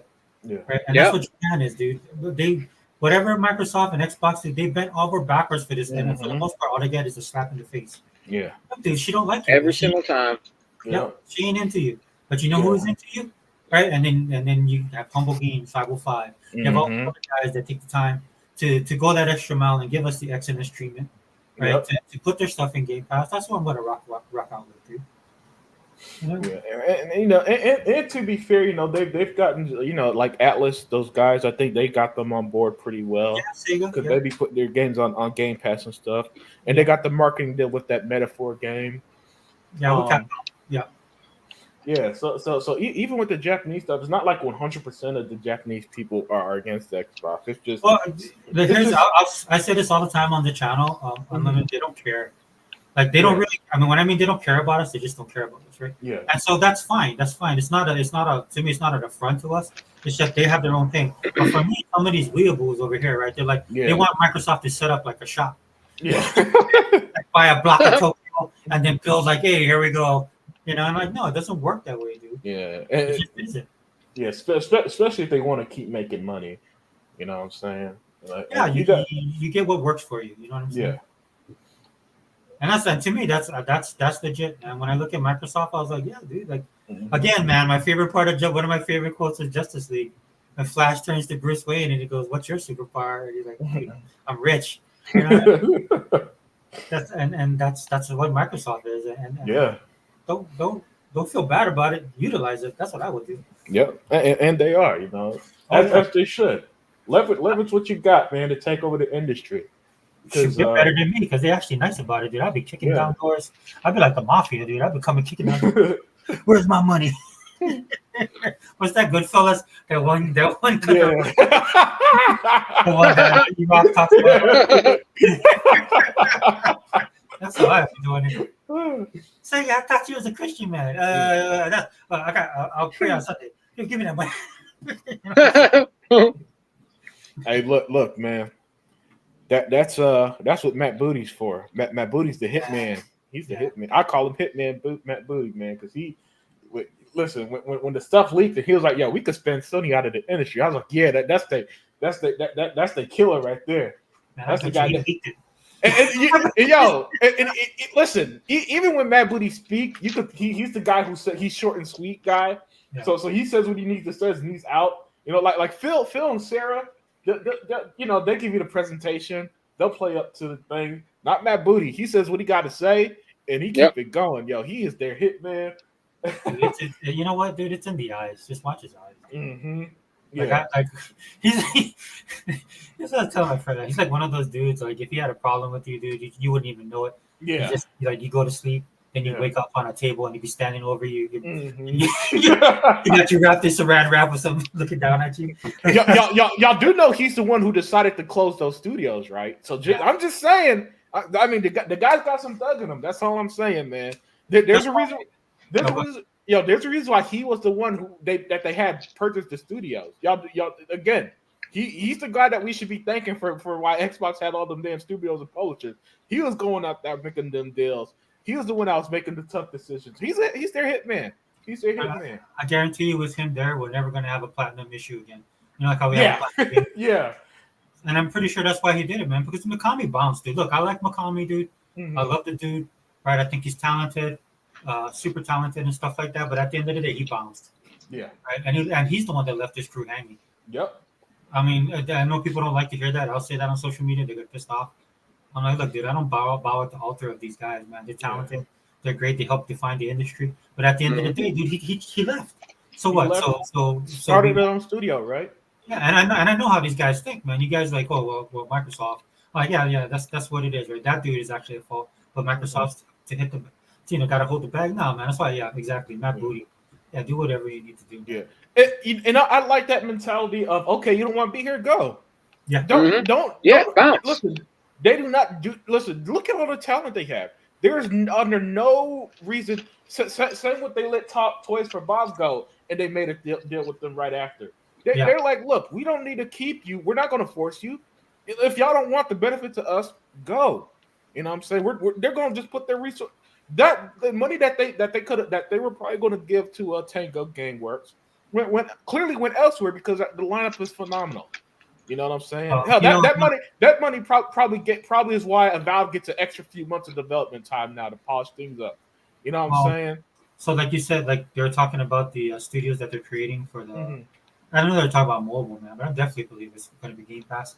Yeah. But then you have, dang, why can't I think of the name? Tango Gameworks that are closed, right? Yeah. You know what I'm saying? So I'm pretty sure they absorbed some of the people that did stick around. Oh, that's you have places like Humble Games, man, that are shutting down. You have those people and stuff like that, so they can pick up whoever they wanted to. Yeah, that's a great point. You know, with the layoffs, that means people are putting their resumes out there, and you know, you can pick up a lot of talent that way too. You know, as bad as layoffs are on the surface, it does lead to extra opportunities. You know what I'm saying? It's going to open some doors for some talented people that were elsewhere. Maybe they were stuck on Destiny and didn't want to make it. Cool. They come to Xbox and they work on something creative like South of Midnight, or Perfect Dark, or Fable, or Gears. You know what I'm saying? Mm-hmm. And now they got that on their resume. And then with is it Bethesda or Activision? One of them that are unionized. You know, some of them they'll get that security with it. You know, I think that's Blizzard. I think Blizzard did that. Blizzard, yeah. I want to say Blizzard. I could be wrong. It's one I don't remember off the top of my head. I just know that it's not an Xbox, you know, like their in-house studios that like Obsidian or something. It's one of those publishers that unionize. You know, so you know listen, man. Like Iraq has always said, and this is why I love talking with you guys, because what you guys say years ago ends up being somehow more relevant as time goes on. Iraq has been saying for years that they leverage themselves, and then when I saw that lineup, Sega Man and Sega Forever, I'm like, holy shit! The leveraging Iraq was saying for 4 years now, it's here. It's here, and we are reaping the benefits of it. You know what I'm saying? Yeah. Excuse me. Oh, dude. Sorry, man. I'm trying to. Yeah, and then let me say this. This is probably going to sound super unpopular, but I got to be honest with you. Of all the people that had layoffs, Microsoft had the least problematic. Oh, why you say that, Unlimited? Because releasing 10,000 employees or whatever sounds like a lot, but not when you're Microsoft and literally had 200,000 employees. You know what I'm saying? That you don't need to pay 200,000 employees at your company. I mean, they're big, but come on now. That's literally they're literally towns and cities in the U.S. that's less population than what Microsoft was employing. You know what I'm saying? They could afford to cut some flat. It sucks that people lost their job. Of course, none of us are heartless monsters that's saying, "Oh, I'm so glad they cut." We're not saying that. We're just saying that Microsoft is clearly listen. Time has proved they've come out better than the rest of the industry during this whole layoff phase, which is again like Sega Forever. By the way, he's been saying for the longest. He's been the first one to say it. How's the economy is what I'm trying to say. The economy first and foremost, and nobody seems to want to acknowledge that. They all this, and that's what pissed me off about the Discord Sega Forever. They all have the same opinion with zero context, right? They come out here, they'll say, how can this guy how can he spend his money when people lose jobs? Well, shit, so did I. You know what I'm saying? But are people supposed to just not spend anymore and have the economy do even worse? Because we're not supposed to spend because people, like, dude, we can sympathize with them. We can sympathize with them and understand, but shit's got to move on, man. Well, I think their issue. Yeah. I mean, if I'm being honest, dude, even if you gave that money over, it wouldn't have helped. No, a lot of people don't realize that's not how it works. Yeah, they'll never. They really don't want to acknowledge that because they think they think the way money works is that if you give it out, it solves all issues. Yeah. No, like, dude, if you give, say, a drug addict money, his issue is that he needs help for his drug addiction, not that he doesn't have money. Yeah. You know what I'm saying? So he needs to go to rehab, and he needs to have a support group and stuff like that to get clean and to maintain that so he has a long-term recovery. That's the solution. The solution is not, hey, let's throw him money. Maybe all he's going, if he don't get the proper support, he's just going to spend it on drugs, and his problem's going to be worse. And I use that as an example, but that's how it is here. Just hold, this idea that, well, they shouldn't fire anybody. Okay, if they don't, and the finances continue to dwindle, that's just going to be even more destructive. That means you held on for, say, 10% of the workforce. Well, you do that, 50% is going to have to be cut in the future, and that's just going to be way. Then you end up like Embracer, who was cutting so many damn jobs in studios and closing games and canceling games that it was damn destruction over there. And nobody wants that. You know what I'm saying? Right. Unfortunately, the economic downturns, I wish people had some basic understanding of this. Unfortunately, you got to take some short-term losses for long-term gains. It is what it is. It's how the economy has always worked in the history of humanity. Even before modern day technology, shit like that was happening. You know what I'm saying? I think for a lot of these people, when they look at that guy and the amount of money he had, the thing that I would love to see this, man, because I think it would hold true no matter what. Because some of the people in these companies make a lot of money too. Yeah. Right. So this is what I always tell my kids, right? Yeah, if you're a millionaire, but if there's a billionaire and you're a millionaire, of course he's rich. Yeah. Right. But if you're if you're making $1 million and somebody's making $500,000, right? They'll probably look at that guy as more well off, right? So it just keeps on going down the ladder. Yeah. And so that's what I look at. Like, a lot of times when these guys make these kind of, especially in the tech industry, when they make these type of changes, man, they're just not getting rid of a position because of the salary. It's also benefits a lot of times. Yeah. Right? It's retirement stuff. Right? Because especially in the tech industry, a lot of stuff is tied into that. In fact, that's a lot of the perks that get people to work there. Oh, that's a great point. Well, those days are long gone, brother. Those days are long gone. It's so bad, man. I think Google's going to move out of California. I think they head into your neck of the woods, so you're gonna get more Californians that you can say hi to. Look, man, that's a rare. Look, I'm over the Texas economic. Well, all the people moving here, the economic boom is cool, but it's like, geez, dude, it's making native Texans kind of sick now. Like, all right, guys, it was funny at first. Yeah. Now it should. And not to go too off topic, but this is what drives Texans crazy. Is all the people who come here and then bitch about Texas. It's like, please, like, if you're gonna move here, please stop doing that. Please, like guys, most of Texans are proud people. We love our state. We don't want to see essentially foreigners basically come here and just bitch about the place. Like, yes, It's hot. Yes, we don't have the same politics you did. So fucking what? You know what I'm saying? Like, dude, we're not the ones moving out our state. You Yeah, do realize fix your that? own state. Fix your own Yeah. crap. Don't go mess up us. Yeah, man. Oh my goodness. It's getting a little too commonplace for my liking now. It's a Dude, I'm gonna tell you this, dude. I'm gonna tell you this, Unlimited, man. You yeah. gotta watch this, dude. Okay, so the baddest thing, that the worst thing that can happen to Texas, that's all my friends, dude. Mm-hmm. The worst thing that was going to happen to Texas is when these dudes get comfortable. Do you know what I mean by that? Yeah. Get comfortable? Yeah, like that's how Hawaii is, man. Hawaii's been gone for like probably 12, 15 years. Oh yeah. Like there's just certain things when you came to Hawaii you just wouldn't do, Right. but now it doesn't matter because it's just too many people that Yeah. didn't grow up, wasn't born here, are not native. Mhm. I don't mean that by color or race, guys. I mean No. lifestyle. Yeah. It's lifestyle. Yeah. Like no matter who you are, your background, if you grew up here, that's just like I'm pretty sure Texas is like that, right? Mm-hmm. You know, there's just cultural norms, right? There's certain things people say, Yeah. do, and that's not. But when you get an influx of people, man, you see that kind of disappearing. So be conscious of that, dude. Yeah. I'm not gonna lie. I've been slowly getting more conscious of it, man, because it's reaching a noticeable point where, okay, this is a bit ridiculous. You know what I'm saying? I mean, it's one thing if they go to your favorite joint, like your barbecue joint, Yeah. how the lines are longer.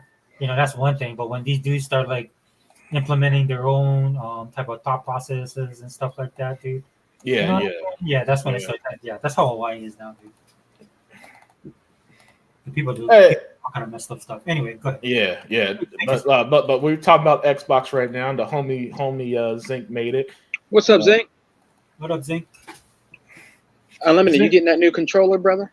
The see-through one. Yeah, man. Yeah. I'm gonna get it eventually. Right now, you know, I kind of stopped spending. The only games I'm paying for the rest of the year is stuff that I pre-ordered. Yeah. You know, but the reason why I slowed down on that is I got other financial stuff I'm dealing with. So I'm gonna get it eventually, but probably sometime next year. Well, that's cool. Rate. Yeah. I wonder if they'll make more. It looks awesome. It looks awesome. It does. I think it's cool. I wonder if they'll make more different colors. Yeah. Well, dude, their controllers sell. I don't think people realize how much their controllers sell, man. Yeah. Like even like just take me away as someone who collects them damn things. People be buying the hell out of them controllers. That's why they release. I know pissing people off. We're like, oh, you guys released another controller? Yeah, because people buy them. Yep. Sorry to break your heart, but they don't release a product because it don't make money. No, it's because people love these damn things, and for good reason. They're all phenomenal. Yeah. Yep. Hey Zink, did you see? So just to give you guys, so I thought this was funny, man. I don't have cable. I don't watch it in the Olympics, but I watch the clips and stuff like that. So Team USA, WNBA, the Olympic team. Yeah. They went against Japan, and so one of the fans in Japan was holding up this sign that was saying, "You can't beat us without Caitlin Clark." and Aja Wilson and Brittany Griner both saw the sign. They were like looking at the sign. Needless to say, man, I think the U.S. beat them by like 50 points or something. Oh yeah. When I saw that sign, I was like, "Look, dude, that's kind of funny." Now you guys are gonna suffer. Brother Sega Forever, man. What's her name? Uh-huh. What's her name? Won all? I don't watch it like you don't either, Brother Sega Forever. But what's her name? Won all that gold, man. That gymnast. What's her name? Yeah, Come on, man. Our favorite Houston. Yeah, I can't believe Simone Biles. Yeah. Simone Biles. I'm sorry. Yeah, man. Yeah. God damn. I was just that's Unlimited, man. What's up with the water? And she's killing it, Unlimited. That girl is built. She just built it. She's killing it, Unlimited. Yeah. Yo, she. I mean, to her credit, man, she worked her ass off, man. But yeah, she. She reps us. We rep her, man. But she's genetically. And what's funny is that we all watch her. Like my mom even hits me up about Simone Biles is performing. You know that's how deep we be watching her down here. Yeah, man. I think the last person that used to be good back in the day, her name was Dominique Dawes. She was really good. You remember Sega Forever, Dominique Dawes? Yeah, I was a hardcore. I was a hardcore sports dude, man. I always watched. Yeah. Yeah, dude. Dominic Dawes was killer, man. I mean, I'm 84 Olympics, dude. I'm from that time frame, so yeah. I mean, I remember this dude, Mitch Gaylord. You remember? You guys remember him? He's a male gymnast in the U.S. Yeah. So man, we had a friend in school. He looked just like him, dude. And everybody was like, "Hey, Mr. Clark." I call him that. Now, guys, this was back in the '80s, guys. Man, don't get mad at me, dude. I'm old. You know, I understand. I was watching people watch Tropic Thunder, Mm-hmm. and they were younger, dude, and they couldn't get over the fact that like some of the stuff that was going on in the movie. And then I was like, bro, Which is crazy. That movie's from like 2005 or something like that. It ain't even that old. That's how fast it switched, man. Because I'm watching it unlimited. I'm like, dude, I am old. Yeah. You know what I'm saying? I mean, it's just a different time. But yeah, thanks, Faded. Yeah. We used to quote that movie all the time when I was at like the end of high school. We would quote the fuck at that movie. We loved it. Yeah, that movie is Unlimited Sega Forever. What you guys? I watched a good interview on Xbox On. What do you guys think about that new open world Star Wars game? The new I seen previews on it. I seen previews on it. I mean, it looks interesting. It looks interesting. It's a first open world Star Wars game. What y'all think? First of all, is it really the first open world Star Wars game? That sounds like, I mean, they've been making Star Wars games for like 40 years. That sounds, I think it's like online though, right? Is it going to be online, Segment? No. Oh, okay. Sorry. Yeah, no. Yeah. They said it was like the big open world, like just like I guess like a what, like a let's say like a Skyrim, like open world, just everything open world. They were talking about it and stuff like that.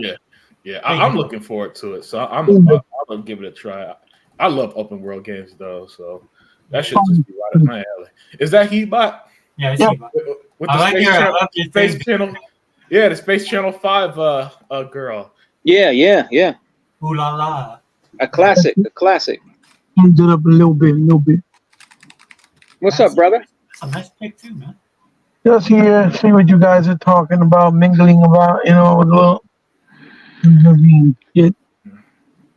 Yeah, we all over the place. You know the podcast, dude. Yeah. What did he say? What did he say is the most selling game? What is this dude talking about?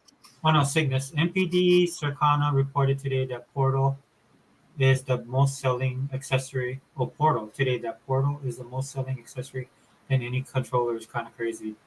Oh, is that for PC, dude? No, it's the PlayStation Portal. The PlayStation Portal? Yeah, I think that's what. Look, man, Cygnus, man, that's his thing. He loves PlayStation, so he ain't talking about no damn PC. So he said the Portal was the most selling, huh? Yeah. Accessory. I don't know, man. I put Connect up on. Is it more than Connect? I doubt it. No. It's not saying it all time. I think it's just right now. Oh, right now? I don't think it passed that. What's it called? The Connect. Oh, look at Faded Blaze. Gabby Douglas. Yeah. I remember her. Yeah. Kiba, you there, bro? Yeah, I'm here. What's up, brother? I'm just letting out. Hey, two man, what's up? Letting you gentlemen speak. I don't care about hearing shit like, Portal. Listen, you know what that Portal's hold? Because motherfuckers think it's an actual portable that you could take everywhere with you. And once they get their hands on it, like, oh, fuck, this is trash. They return the motherfucker. That's what they do. That's exactly what they do. Man. They told Tony back then, but every time. The motherfuckers really literally trying to talk about them closing Bungie and laying people off is good because now they have full control and everything will be exclusive. That's what they're talking about. Yeah, that ain't gonna happen. I was like, my dude. Bungie's gonna go down because everybody that left, they're gonna go somewhere else. There's gonna be no talent. So who the fuck is gonna make Destiny 3? Like, you guys so fucking retarded. All I know, dude,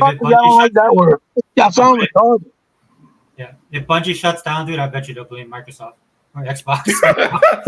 Yo, E-Rock said the same thing earlier, man. Oh, did he? Oh, yeah, he said the same thing in the chat earlier. That's funny. There's already ramblings that they're talking to the two guys that were head there to come back to Xbox to 343 Studios.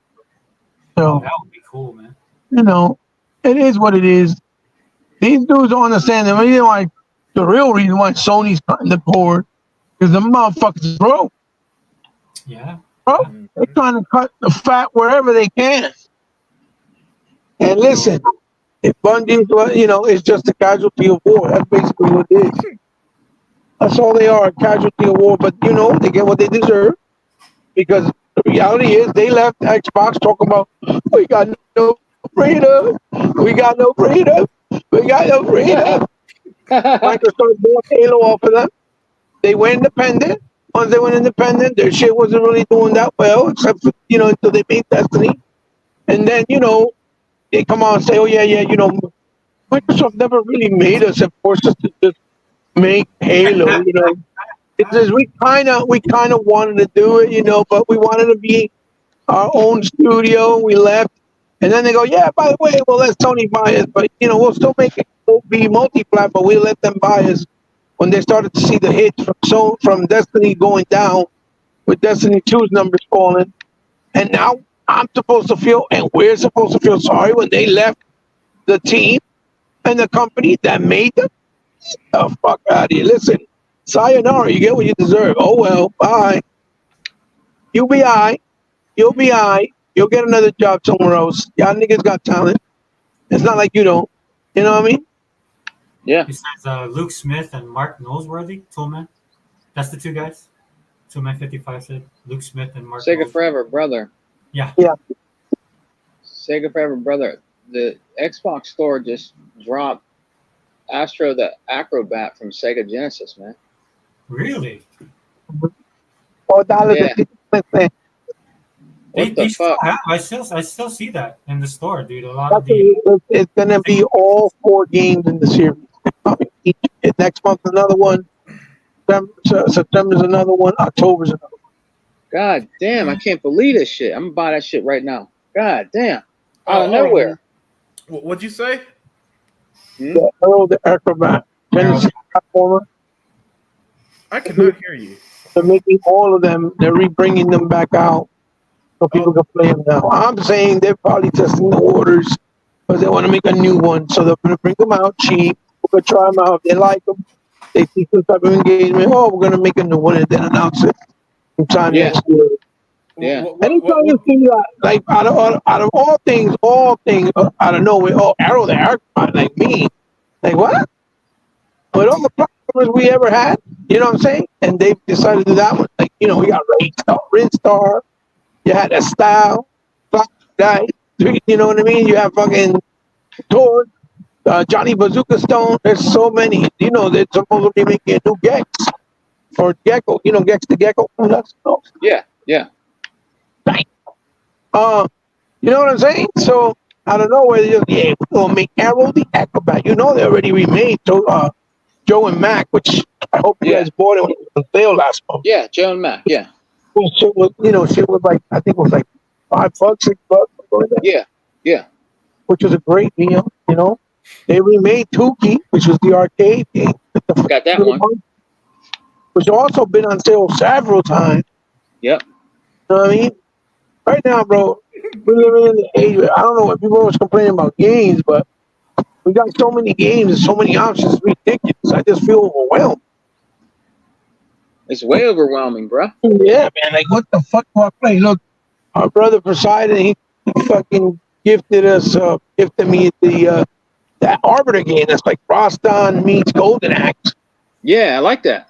It's 4-player co-op. That shit looks fire. I haven't tried that. I tried it. It's pretty good, bro. We got to play it together, man. Yeah, I haven't tried that. They got the freaking Warhammer 2D side-scroller shooter that you could, it looks like you're in level base, fight bosses, mid-bosses. It's really dope with the orcs. Yeah. That cartoon cutout type of look, like it was cartoon paper cutouts. Kind of like Paper Mario. Mario's got like that look. That game is dope. Tried that out. Freaking got what was the other one that we showed that we played? That's barely touch Hellblade. I'm like in the 4th level. Haven't gone back to that. Barely touch Arrow Halibut. Barely fucking touch fucking the other one. Still Wakes Water. Or Still Wakes the Deep. Barely touch the fucking Capcom Path of Goddess. But that's kind of because I'm angry at the motherfucker. You gotta play that game. Huh? That game. Path of the Goddess is pretty awesome. Huh? It looks Pass of the like Goddess is pretty awesome. Then you haven't even tried that other one that what the fuck? That looks also like water paint with the girl. That looks kind of dope too. What's the name? Dungeon Defeat. What the fuck is it called? Oh, I don't know. Unlimited. No, the one that dropped the same day. Oh, Dungeons of Hindenburg. That's what it is. yeah, Dungeons and Hinterberg. Yeah. Oh, Dungeons and Dragons. I haven't even tried that. I haven't tried Flintlock. Motherfucking Space Marines 2 is coming out soon.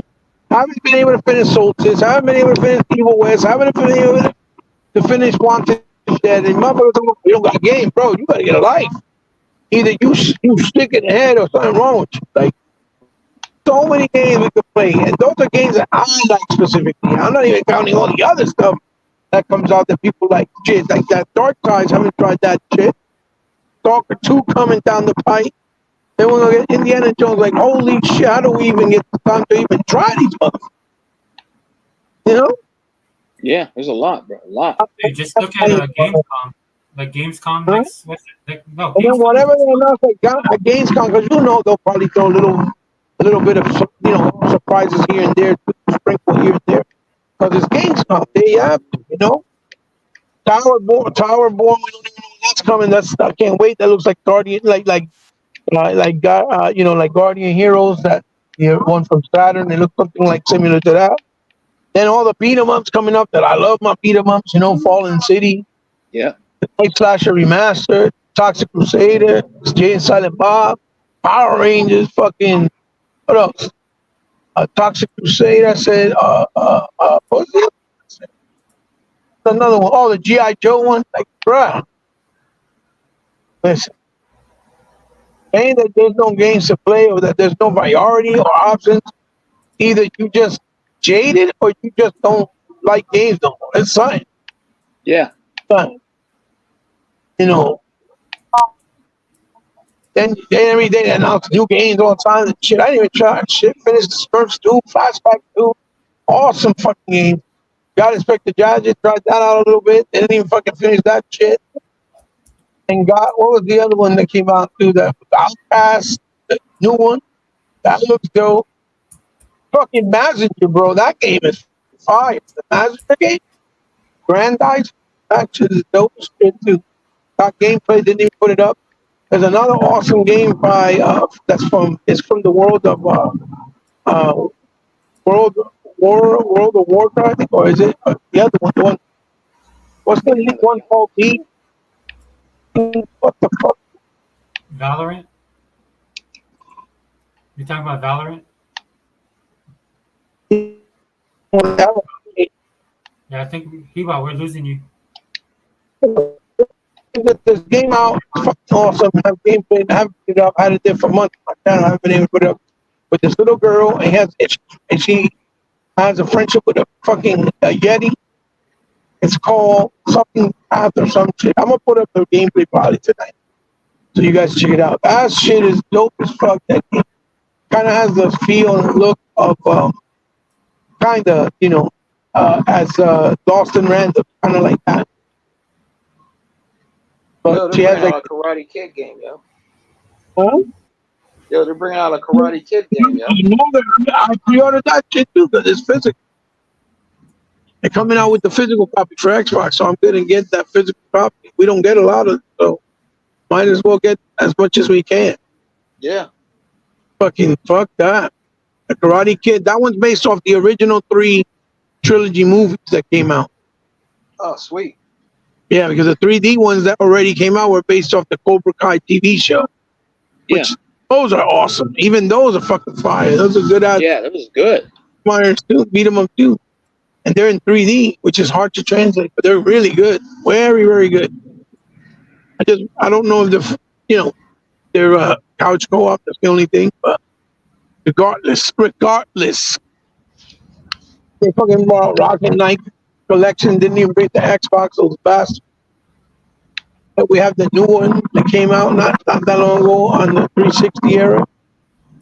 That one you can play and buy. They didn't bring out the new ones. Acting all stupid. Fuck her now. Fuck thick. but they want to bring Metal Gear. Yeah, all right. I know why, because you know Metal Gear makes money. That big ass franchise y'all got. Y'all trying to, milk that shit with the remaster part 3. That shit get me mad. Oh, I'll bring out my Rocket Knight. What's wrong? So yeah, man, there's no games to play. Nope, nothing to play. No games to play. Nope. Well, yeah, I know what we're gonna. I don't know what we're gonna do, man. We don't have no games. Terrible. Terrible. Dude, that's That seriously, that's Star Wars serious. looks like it looks good, but it's only open world game. My God, that means like 50 hours, 70 hours long. Yeah. What did he say? It's Bungie's fault at the end of the day. Sony gave them billions for devs. Yeah, I mean, Retention and executives pocketed by buying 17 cars. Yeah, you see, Sega forever. That's why I was getting on Sony earlier, because most of the reaction has been similar to Cygnus, where it's all Bungie's fault, and Sony's just this precious parent company that did no wrong, and they did their best to protect them. But how can we just poor Sony? They had no fault in this of our own. How can we ever hold Sony accountable for anything? You know Right. what I'm saying? because Right. it wasn't Sony that And look, I'm not dismissing. And look, I'm not dismissing Bungie's faults, not at all, not even close. It's just Right. that when Xbox got to make a decision on Activision and Bethesda, it's Xbox fault, not Bethesda's, not Activision. But when the reverse happened, so it's Sony's not at fault. You know what I'm It's all saying? Bungie. Yeah. No, I just like to hold people to the same standard they hold Xbox to. That's all. That's true. That's true. Look, Bungie did what they could, even though they knew they couldn't do it, which was try to make Destiny into a gas game or free to play all the time, trying to feed it. They don't have that type of experience. When they made single player level based game, right? That was their MO, right? So they try to do it because even Destiny was kind of level based. It wasn't really with a little, looter shooter elements or whatever, right? They tried to make the second one all the DLCs beyond that, make them like gas structured, and they went over in and over the head. They made the decision, okay, they took it, and Tony knew what they were doing. Tony said, oh yeah, well, you better make this amount of money by this time, if not, we're going to breach the contract. But they knew they wanted to take a hostile takeover because they knew they weren't going to be able to pull it off. They're not stupid. You know what I mean? They knew they were going to be able to pull it off, so they want full control. So that way they could be like, yeah, from now on, all their games are exclusive. They're not going to be multi-class. Because that's also they get the fuck about. That's all. Because that's all they have left. Their only leg in the foot in this fight in the water is they're them saying, oh, we got this exclusive, we got that exclusive, we got this exclusive, even if it sells 10,000 copies. See what I'm saying? They don't give a fuck about the developers. They don't give a fuck about the gamers. They don't give a fuck about how well the game comes out, the structure, the money, how much time they need to make the game. They don't give a shit about none of that. All they give a fuck is we want to have this experience and this fucking what you call it? The word I use all the time, I say fucking perception that we're the exclusive console game, right? And that's all they care about. That's why their games have been coming out shitty. You can tell, but they feel rushed. They feel like they're just catering stupidity to try to fit in, and it has backfired. It hasn't worked in their favor. All the things they've been doing, you can see it in the material and the game. They just feel like even worse than they did on PS4. Just feel like God. Like, what the fuck is this shit? Yeah. So, Bungie got what they deserve, but Sony's definitely at fault because they set them up. That's what they did. They set their ass up and they felt for the bait. So, that's it. But to sit there and be like, oh no, and you don't do nothing. They're so beautiful. Oh my God, they're the best. They're the king of kings. They do nothing wrong. Do that shit, you got a problem, bro. You're just playing a blind eye. That's it. Yeah, it's Cygnus, man. So it's Sony's they put themselves in that corner, right? Mhm. Because they put all their eggs in one basket. And then when Microsoft blew it up by getting Activision, right? They really have no more options at the end of the day, right? So for me, it's not Bungie's just being a business, doing what they're doing. I don't really care that the dude bought cars. It's his money. He can buy whatever he wants to, right? Mhm. But at the end of the day, dude, I mean, there's another thing that you got to keep in mind, dude. This is they just got passed by. That's going to happen a lot now, especially with this new generation of gamers. These dudes can't hold attention for it's whatever the new hotness is, man. The Yeah. fact, Yep. At And it that also moment. proves what we've been talking about, that the industry's just not in a good place. I mean, the fact that Fortnite has the staying power that it has still surprises me. But at the end of the day, they just got passed over. That's just the reality. What was that part you said? The fact that what was it? I missed that, man. Fortnite. It's just they got passed over, man. It's just things change, man. But even Fortnite is not. You don't see much hype for it the way it used to be. I mean, it's still making numbers, but you don't really see people talking about it as much anymore. As much.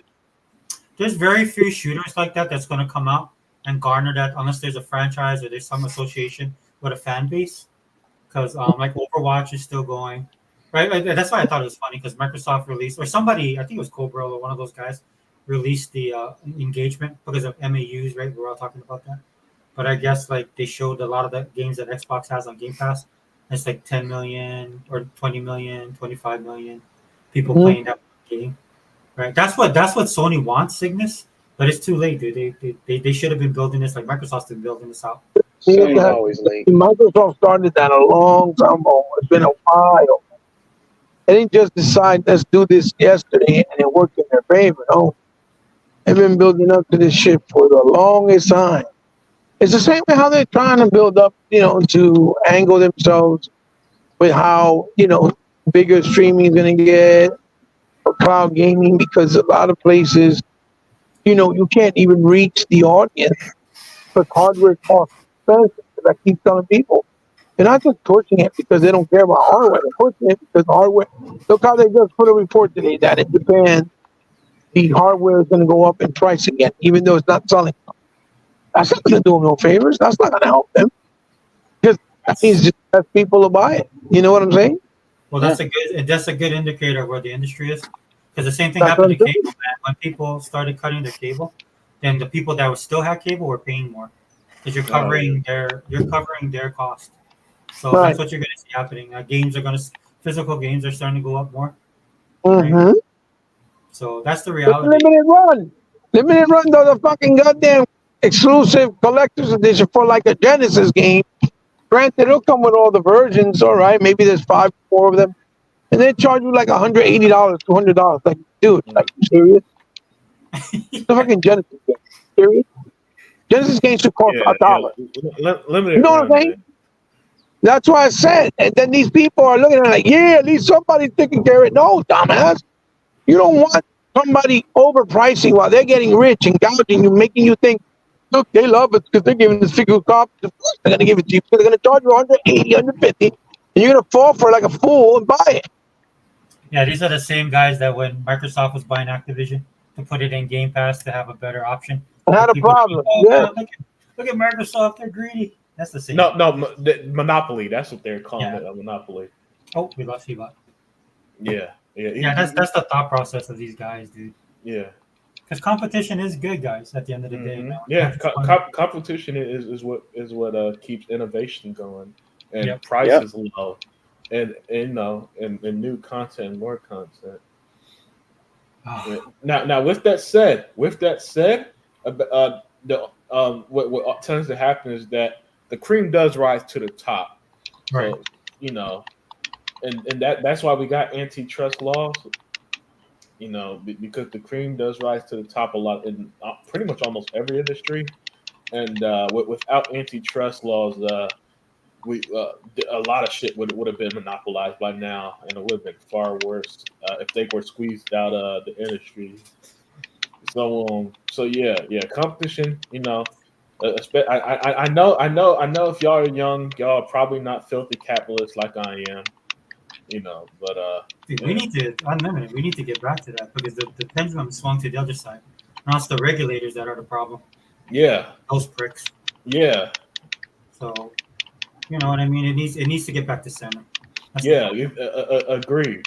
You know, and I know we're filthy capitalists over here. You know, we should be. I get we should be telling these companies to give it away for free, and people work for somehow everything should be given away for free while everybody still have living wages and stuff. I don't know how that works, but Right. you know, but that's what we should be fighting for apparently. But you know, we're filthy capitalists over here, and we like competition and we like innovation.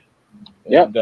And I've seen I've seen what them communist countries what their economies are like, and none of them were good.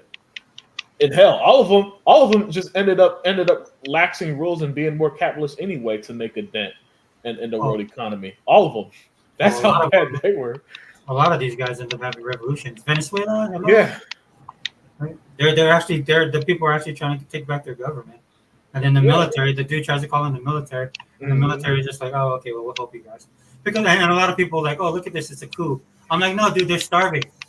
Yeah.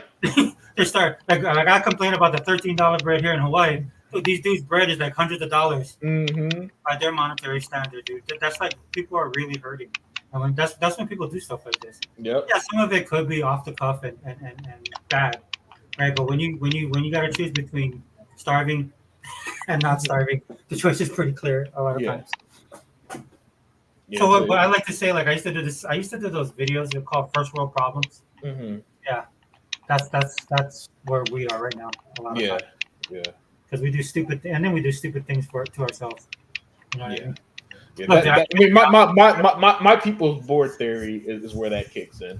I don't care what anyone says. Some of us lives are so good that we're just like that's why I think all this gender shit is popular now because people's lives are so good they needed something to fight for, no, yeah, and they now they're fighting for like the dumbest thing ever. yeah. But that's why Microsoft shut down their DEI people. Yeah, Right, Microsoft, one of the biggest, and they're not as heavy-handed as other industries. I'll give them that much credit, but they're a big corporation. They actually believe in that. I'm not Yeah. saying that you're not going to see rainbow flags during that time of the year, but what I do know is they shut down DEI. yeah, They shut down the whole division, and they're not the only ones. Dude, Intel just I think they laid off 15,000 workers. hmm Damn. Yeah, today. yeah. I mean, 15,000. Intel been going through it, man. Yeah, I was not surprised when I saw that. They've been in a rough spot for a little while. Damn, man. You know the Yeah. sad thing about it is it's an amalgamation of stuff that put them in the situation that they're in, Mhm. but through no fault of their own, dude. You just sometimes you guys, I just want to let you guys know that sometimes in life you bet on the wrong horse, Yeah, right? With the information you have, you're looking at where you're going to be down the road, and things happen. You know, like pandemics, right? Like global economy collapsing. Dude, the simple fact that a lot of the people who are like just like you said, unlimited, 100%, dude. The reason why we have all these stupid problems that we focus on all the time is because people are living good. yeah. Once that goes away, I mean, dude. We in countries like ours, Canada, the UK, we got obesity problems. That's how good we're eating. yeah, You know we what I'm got super saying? good over here. Yeah. We got it good, man. And people are ruining it for no because my theory stands. I think they're just bored and they don't know what the fuck to do with their lives, and you know, because you know, at least in America's past, there's always something to fight for. You know, whether People want to matter. That's the yeah. thing. People want to matter, and people want to, especially in our generation, or not our Mhm. generation, but in this generation right now. You know, people just want to make a difference. Yeah. And the reality of it is dude, this is why I get on millennials all the time. I'm like, dude, you guys Well, what was the last thing you guys heard me say? Because I got kicked out by the pony. yeah, dude, you sound better though. Yeah. No, we was talking about limited run and then complaining about the games. And, Yeah, them expensive ass games that they be pushing.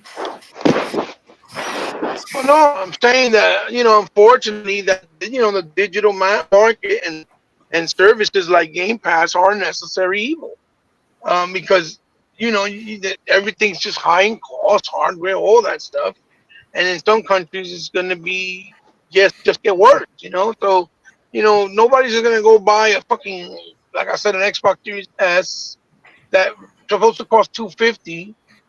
And sometimes you get it on sale for, like, let's say 180 here, right, in the States. And in Japan, you got to pay like $600. They're not gonna want to do that. They're not gonna want to do that. The price is just gonna keep fluctuating in different places. So, like I said, international fees, shipping fees, all that costs a lot of money. Shit, to pay the artist that makes the box covers, to pay the people who create the boxes, all that stuff costs money. And if there's not enough games being sold, because like I said, this new generation of games and gamers rather, they're already conditioned to the digital market. If they can get a 12 terabyte fucking hard drive and put all their games in there, they'd rather do that. And they put in a fucking book bag and go home and go to their friends out there. They're not gonna want to worry about bringing different games and boxes separate.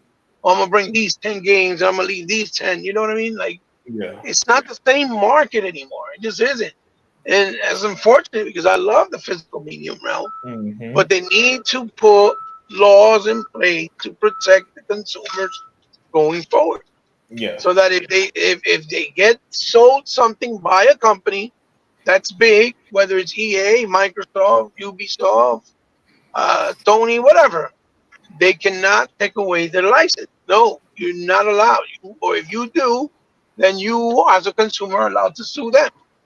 You know what I'm trying to say? That's how Yeah. it should be. They need to put laws in place because people are spending money, a lot of money, digitally, and they don't have no protection. How are you going to spend all that money? I saw that they're doing a petition in Europe where it's already 1 million people that signed it to make games attached to the internet, right? Mm-hmm. Illegal, to make it illegal, where they're not allowed to do those games anymore. You know what I mean? And more than 1 million people already signed it. Say, well, man, they do that shit here, it'd be even more, way more, because again, you got a game that's attached to the internet, and the shit disappears. It goes on the servers. All that money you spend on it is gone. Yeah. You know what I mean? And it's not like we're consuming food that we have no choice. When we pay for it, it goes away. You know what I mean? Yeah. I also think digital content shouldn't be only tied to. There should be a way to release it from your account. You know what I'm saying? Right. Yeah. Right. Yeah. Because if you lose a password or somebody passes away and things like that, there should be ways to transfer digital content. And so my thing's like, okay, you pay like digital content ownership should be similar to physical. If I could be like, hey, you want this game, and mail it to him right now, no problem. The Right. distributor has no clue what I did with it after I purchased it. That's how it should be for digital content. They should have no idea that after someone bought a digital game, that they saw their friends like, hey man, let me pass on the license to your thing. You know what I'm saying? And Or even trade it. Listen, Yeah. unlimited. Even trade it. Like, let's say you had a game, you don't want it no more. I got a game, I don't want it no more, and we trade. Okay, give me that, and I'll trade you for this. You can do that. Would be cool too. Yeah. You know what I mean? They got to do something because again, it's a thin line, like I said. Mm-hmm. And I'm not against and opposed to the people that do not like digital. Like, I'm not. Physical. But then, I have people that I know, right, that we know, like E-Rock, that for him it makes sense to just have digital, right? And that he loves the convenience because it makes it easier for him because it just, I gotta get parking. I come back up now, right? That he can't just leave his mother unattended, for example, because she's sickly, so that he can go to a store to buy a game. You see what I'm saying? Right. So I understand that. That's what I said. It's a fine line, but I understand the people that love physical the same way I understand the people that love digital. Mm-hmm. It's just they have to find some type of happy medium because it's just not good. It's not easy, man. It's not. It's not. Yeah. So something's going to happen that's going to tip the scales on digital content. I think the Well, look at- economy are limited. The economy will because somebody's going to have to see that, and then they're going to have to look. It could come from the economy. As bad as it is, that's a silver lining that I see. Yeah. Because they're Oh, gonna have look, to, like maybe I said, you when have we to have had options. that, Well, so hey, you bro, have to have options, and for the options, that's one of the things that they can look at. yeah, look what happened when the fucking Xbox went down for like a whole day. How everybody was fucking freaking out and how everything was all fucked up. You know what I mean? Mm-hmm. Yeah. Like, Mhm. that's not cool. Okay, granted, let's go outside, get some fresh air, touch grass. I get it. But but the fear was mainly because people were like, yo, I can't access my shit that I bought. What the fuck? Yeah. You know what I'm saying? And Were you so, offline? huh? Were you offline? Because I wasn't. No, I never encountered the problem. I, Um, I never encountered outage whenever they happen. I just end up reading them third hand and like, oh shit, something happened. Yeah. but again, Unlimited, that proves what Microsoft says all the time that some places the online structure is just not as good as others, and that's why they want to keep building on it and trying to make it better and better because it's just not the same for everybody. You know what I'm Yeah. saying? Yeah. And so, you got to take that into consideration. And a lot of people, like I said, they don't take that into consideration. They don't even want to hear it. They're like, yeah, whatever. It's not my problem. As long as I didn't suffer the outage, who gives a fuck about everybody else? And Yeah. that's not a good way to think about it or go about it either. Because we can't be selfish like that. Because if it happens to us, then it'd be different. We'd be fucking pissed off, cursing people out. You know what I mean? And mad as hell. Because if we paid for this shit, like, bro, Yep. it's No, not that's cool. one of the things.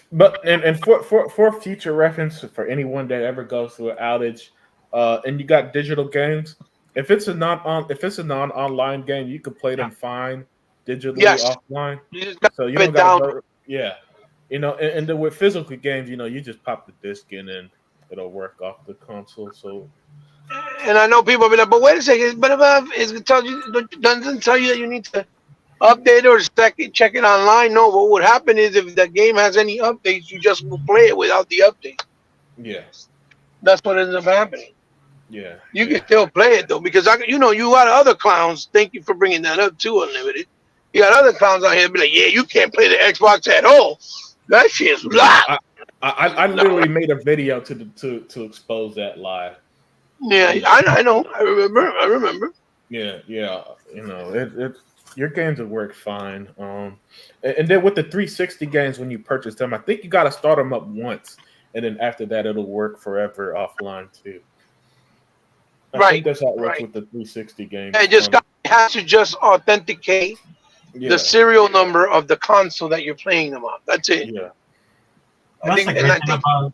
But that's the great thing about being with Xbox. It gets a lot of hate, hmm so Microsoft can't really sit back. And not, I'm not saying that they do, but they yeah, will find a solution, and they always communicate with people, even though some of it is not really their fault yeah, in a way. right, right.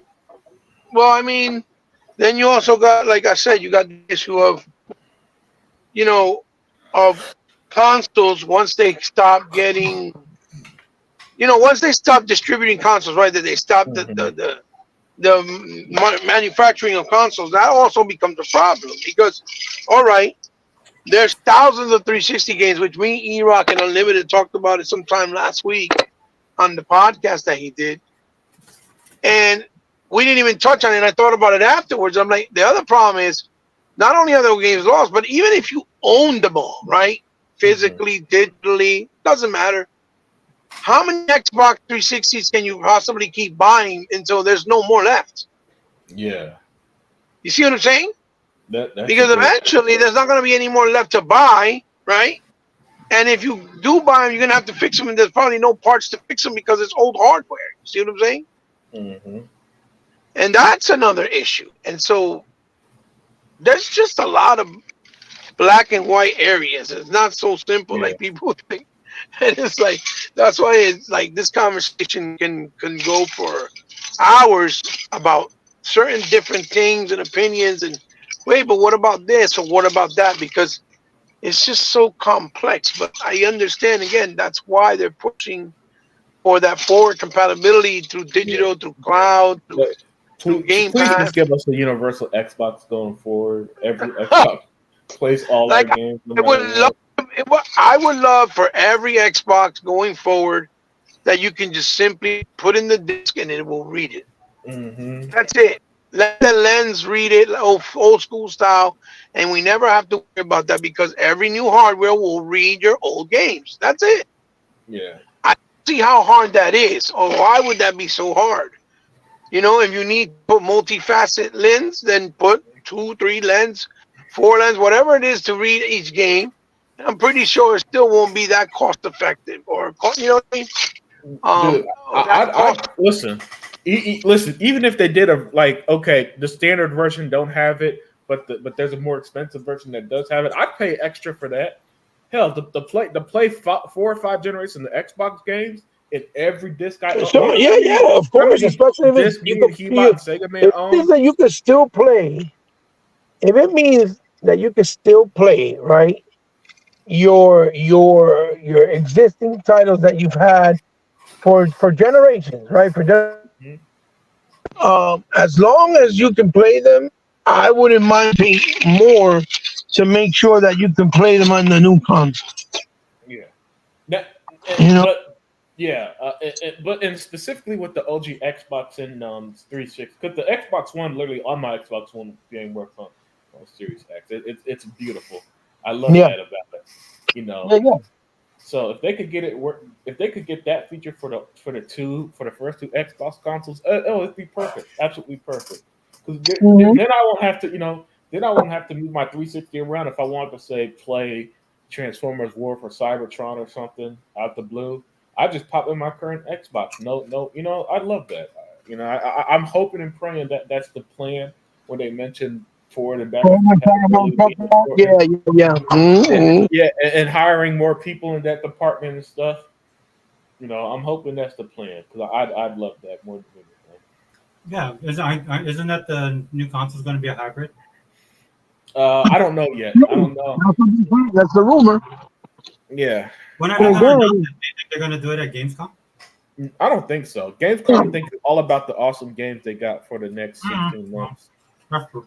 I Sorry. Yeah. don't think we'll hear Oh about the yeah. new. By the way, can I say this, man? Fuck you, American gamers that celebrated E3 going away, and now we don't get Yeah, live celebrate in-person GameStop. demos or nothing Yeah, anymore.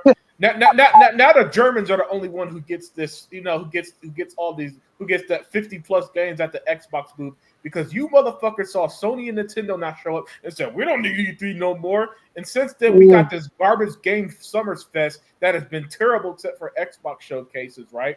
And now we don't get nothing. We don't get Yeah, nothing No, no, extra no. with it. And like you I said, hope you guys are happy, you fucking morons. no, no. But like you said, now they're the first ones that are like, oh my god, I can't wait for Gamescom. It's gonna be amazing. I can't wait to see what Sony does. Or you know what I'm trying to say? So, Sony Like, ain't showing up there. or they hated everything for E3, but yet they want to act like they care about Gamescom or Tokyo Game Show or Tokyo Game Fest, right? Yeah.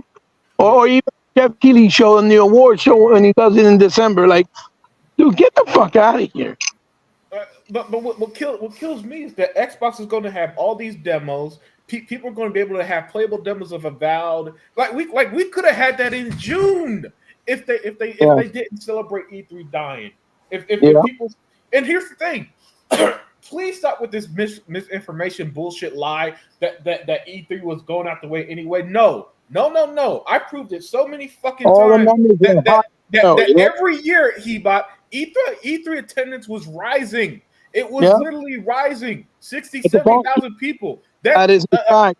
That is a Yeah, fact. that's a football stadium. A That's a football fact. stadium worth of people that was going to these things, playing the Yeah. games early, giving us live demos, giving us first-hand experience. And y'all celebrated the death of that because Sony and Nintendo stopped going to it. And y'all are so fucking y'all are so worship them stupid consoles so fucking much. You rather see the destruction of good shit we have because they aren't there. Like seriously, fuck these gamers, man. It kind of pissed me off when I saw how hard Xbox is. Like, let's be real. If E3 was still a thing, they would have went that hard this June. If Yeah, they yeah, still had a live booth for it, that yeah. we would have had the same shit. We could have talked to 100. Yo, 100 was Avowed like because he lives out there in LA, right? Hmm. He would have got firsthand impressions for us. You know, but no. But since everybody loves when shit dies when their favorite console don't participate in, then we suffer as a result. And then these idiots, then here's the kicker. He bought these same idiots are going to cry that they miss E3. Watch how every single one of them that celebrated the death E3 going forward are going to cry every year. Man, I miss E3. Well, Yeah, like they'll really? change Do the you? narrative. Yeah, I wouldn't be surprised either. Yeah, for sure. They do this shit all the fucking time, and it drives me crazy, man. And they'll be like, well, you don't really know what you have until you don't have it anymore. And They'll do that's that what I don't bullshit. get. Do you really need to know that you don't have E3 to know it's a detriment that we don't get that we did that, like, especially now with how terrible the gaming media is? Do you know how valuable guys like 100 was when they were going there every year, giving us Hmm. firsthand impressions? Telling us how great playing Forza off the cloud was and stuff like that. That's who I was hearing that stuff from first. Was 100. You know what I'm saying? Hmm. When the rest of the industry was talking about how bad the Xbox Showcase was and all that dumb shit, the Xbox dudes that were there, they were saying, no, this While the shit was industry was fantastic. how bad the showcase was, all the people at the Xbox booth and at Mm-hmm. their fucking site were all having a blast, posting up Having a blast. how much great time they were having, how many great games that were there, how much fun the games were. And all you saw the media was trying to talk shit. Yeah. That's why the media wanted E3 dead. It was really the media because they Yeah. can't control the narrative. Yep. They can't And, control the narrative from and, and now we actual got this. gamers and the actual people that are on YouTube that are gamers and that love gaming that would talk about it besides them. Because they be the ones that are going to be like, oh, try to make like doom and gloom out of everything. You know what I mean? Yeah. That's why they wanted it gone, so they can have Yep. control. And look at what we got as a result, man. Summer's Game Fest has been it hasn't even been decent. It's been awful. With the exception of Xbox showcases, every year they're unwatchable. Jeff Keighley is the worst fucking personality ever. Nobody likes this shit. There are no demos. There are no hands-on anything from actual gamers. It's just a bunch of shitty trailers or games you already know is coming. And this is what you guys were cheering for? This garbage? Get the fuck out of my face, man. Well, the positive thing was for Xbox, right? Because it was the only showcase in town. Right. Mm-hmm. A lot of different pop culture channels, and everybody was watching the showcase. And Yep. so when you saw the buzz with the Xbox showcase, it went beyond guys like us and guys in the gaming space, man. A lot of these dudes do pop culture stuff, and they were watching it and blown away, especially since they had Indiana Jones. A lot of people remember Doom. Dude, it was a great. I miss E3 too. I was really missing it after watching Comic-Con because it took me back in time when all this stuff was good. But right now, man, I think it benefits Xbox personally because they're the only show in town. Like when you look at what's going to happen at Gamescom, dude, they're going to dominate. It's going to be a bigger booth than they even had last year. I think like 50 plus games. Not to mention the third party stuff that you're going to be coming out with. So it's going to be. I mean, look, dude. I mean, I always talk about Microsoft and Xbox dominating the field. Might as well just make it a reality at this point. But that's what I appreciate about E3. Xbox is E3 now. So. Oh, hello? After showcase E3 this year would felt like dog shit. Yeah. Mm-hmm. Yeah, Jeff Keighley shit was garbage. It's horrible. I don't watch the Summerfest, but like guys like Asmon Gold and the big YouTubers was watching the Xbox showcase, man. They're like, oh, that's pretty awesome. So Yeah. I mean, Xbox are the only ones who does. That's because Xbox seems to be the only ones who does anything good during that week. And by the way, that's another thing. We used to have a week of celebration of games, man. Now it's just like a few days. It's not even a few days. It's more like a few hours per day at most for their showcases, and nobody ends up liking them. It's I don't know, man. Gamers gamers can be their own worst enemy. well, until we get rid of the media, that's why I'm happy that Game Informer's gone. Yeah. Nothing personal against Game Informer. They were actually pretty vanilla, but they never really covered Xbox. Right. And so for me, it's just like, we just need those guys to be gone. It's the only time I appreciate AI. Right? Because at the end of the day, we don't really need them. And all they do is, especially now, dude, they're getting worse. Like Kotaku has tripled down because they're right on the precipice of going bankrupt. I didn't IGN pick them up recently. No. Oh, No, so they're on their own. I mean, if I was IGN, I wouldn't. They're so toxic. yeah. Because a lot of times, like Well, everybody can't stand them. Everybody fights with Kotaku. Whether yeah. you read comic books, whether you watch movies, right? Their takes are always off, man. Oh, they're horrible. They're horrible. If they're hanging on by you that want to take a master class and pissing off everybody, just read a Kotaku article. Oh yeah. You'll And get what the they're one doing pair. now, though, I think they're tripling down on Xbox because they want the views. Because they've gone really hard on Xbox. Yeah. I'm not surprised. Xbox content gets the most views. Yeah. And by a long mile. That last year, I remember last year there was a statistic that showed Xbox by a large margin was the most talked about platform, dominated over PlayStation and especially Nintendo. Nintendo was the least talked about. Yeah. And it really opened my. And I when I say a dominate Sega Forever, I think it was something like 250,000 more articles than PlayStation. No, you know what it is, dude? It's just like the music industry of old. It's like politics. It's like Marvel, right? Marvel with their magical numbers that got exposed, right? So it doesn't surprise me that that's the case, right? Because numbers are very important, man, but they can be skewed. Mm-hmm. And then when you have a narrative, as Heba likes to talk about all the time, a narrative or perception of what's going on in the gaming industry that's false. Like I told you, man, there's the guys I watch. They're great on comic book and movies and animation. But then they start talking about anime and then they're off on that. Yeah. And they talk about video games, right? And then it's and I can tell because they cover the news stories, especially when it comes to the DEI. So that's kind of what opened my eyes to DEI. Yeah, I don't like it. I know it's real. I know it's that, but there's also people just kind of pushing a narrative now. Yeah. Like you were saying, right? Yeah. Which is and I feel like you're similar to me where okay, even if I like you got to tone it down. Like you don't need to lie to, especially about something like that where nobody likes it anyway. You don't need to lie to people about that shit, man. Just expose it for what it is, and it's gonna reap the consequences of their actions. But yeah, some of them like I saw someone say like the new Batman which the new Batman cartoon's awesome, by the way. It's on Amazon Prime. They're trying to say that was well. I'm like, what? No, the show's phenomenal. The animation's good. The voice acting's great. Like everything in it is great. I didn't really watch it because those videos, at this point, man, I already know what those videos are gonna say. So no, unfortunately, none of them could add nothing new to me, and so I don't really watch them anymore because I could just tell by the headline what they're gonna say. So a lot of this shit is word for word too. But yeah, they're trying to say that. I'm like, dog. You did not. There's no way you watched the show, man, because that cartoon blew me away. I was like, damn it, DC animation. I don't know how you guys do it, but you are the most consistent thing DC does these days. Please, I don't know how they do it, man. Because even the Crisis on Infinite Earth trilogy was excellent. I mean, for me, like at the end of the day, like at some point, like see when you start sounding to me like you don't enjoy it, yeah, and I still want to, like for all the crap I give Marvel, man.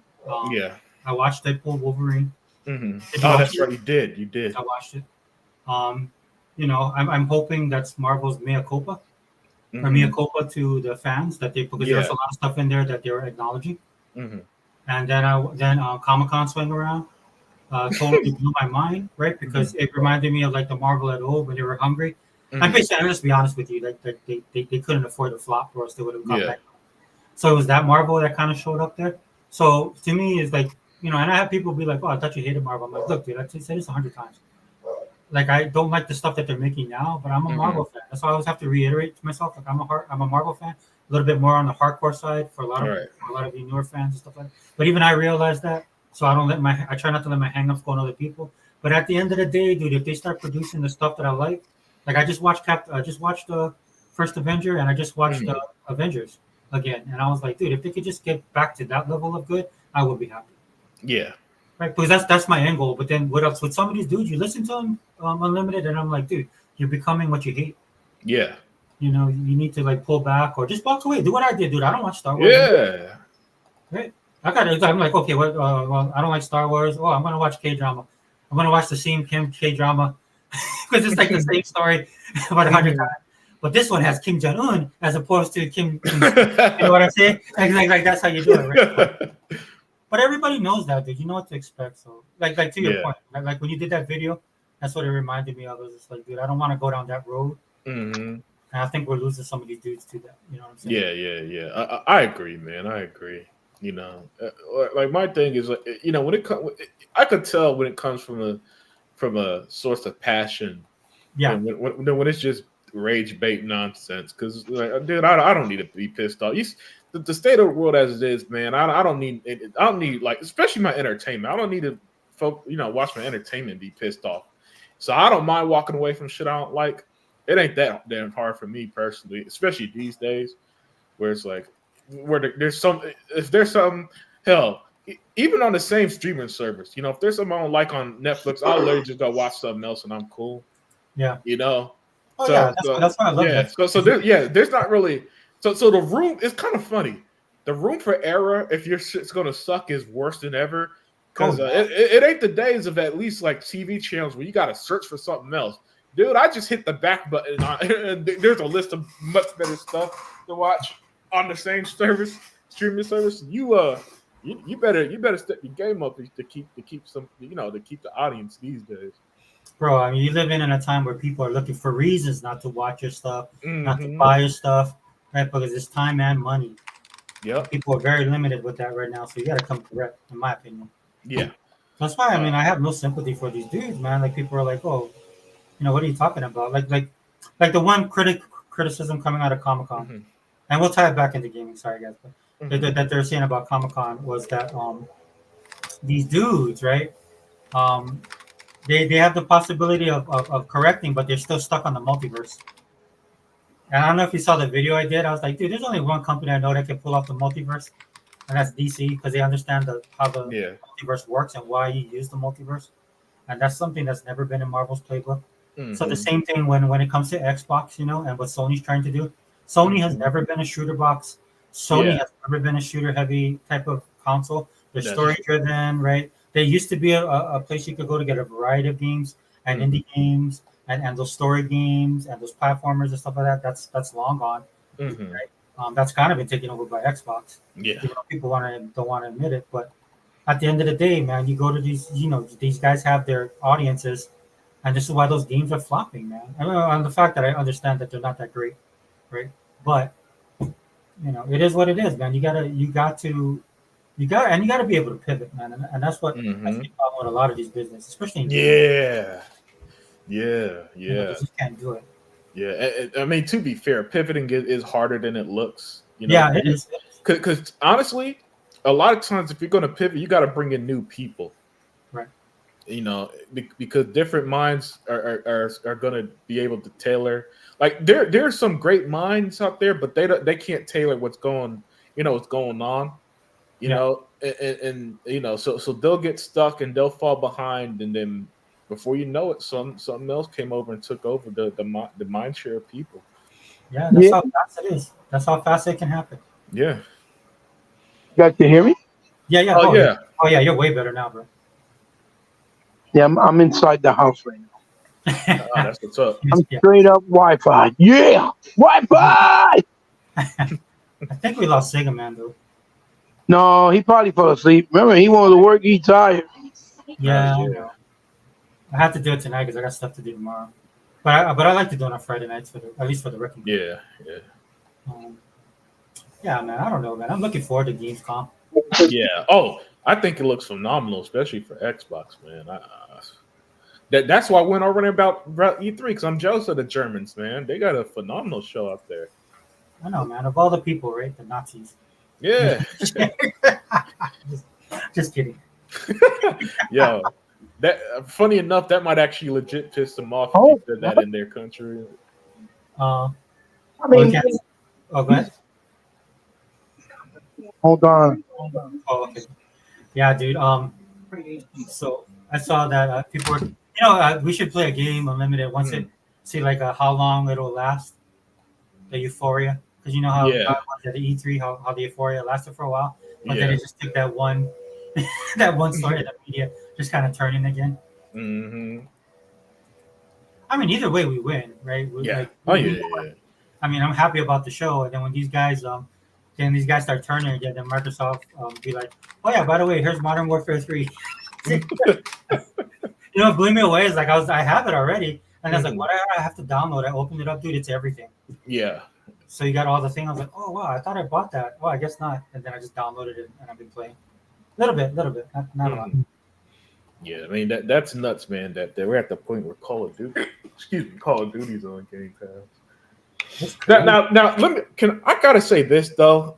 I did listen, guys. I understand Game Pass is great, but can we please slow down on always wanting something new? And when I say that, I mean like this is what I mean.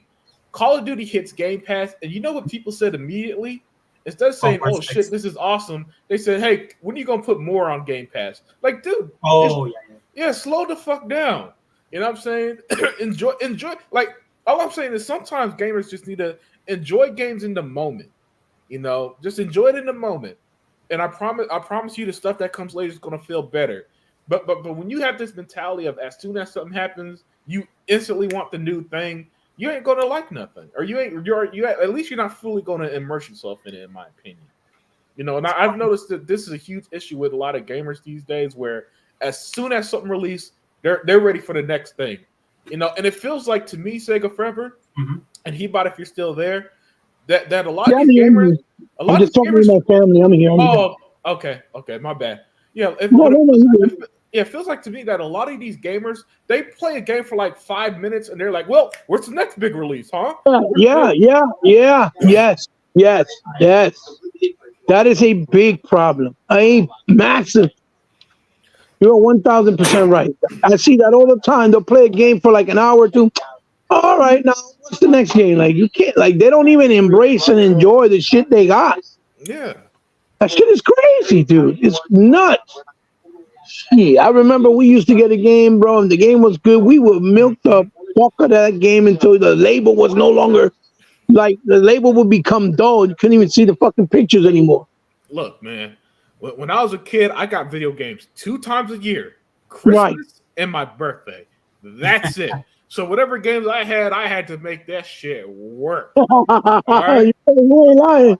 All right. So listen, people be like, man, kids in the past didn't take care of their games. No. We got like 5 games a year. We had to play them motherfuckers, or else our parents were not buying another game again. Yeah.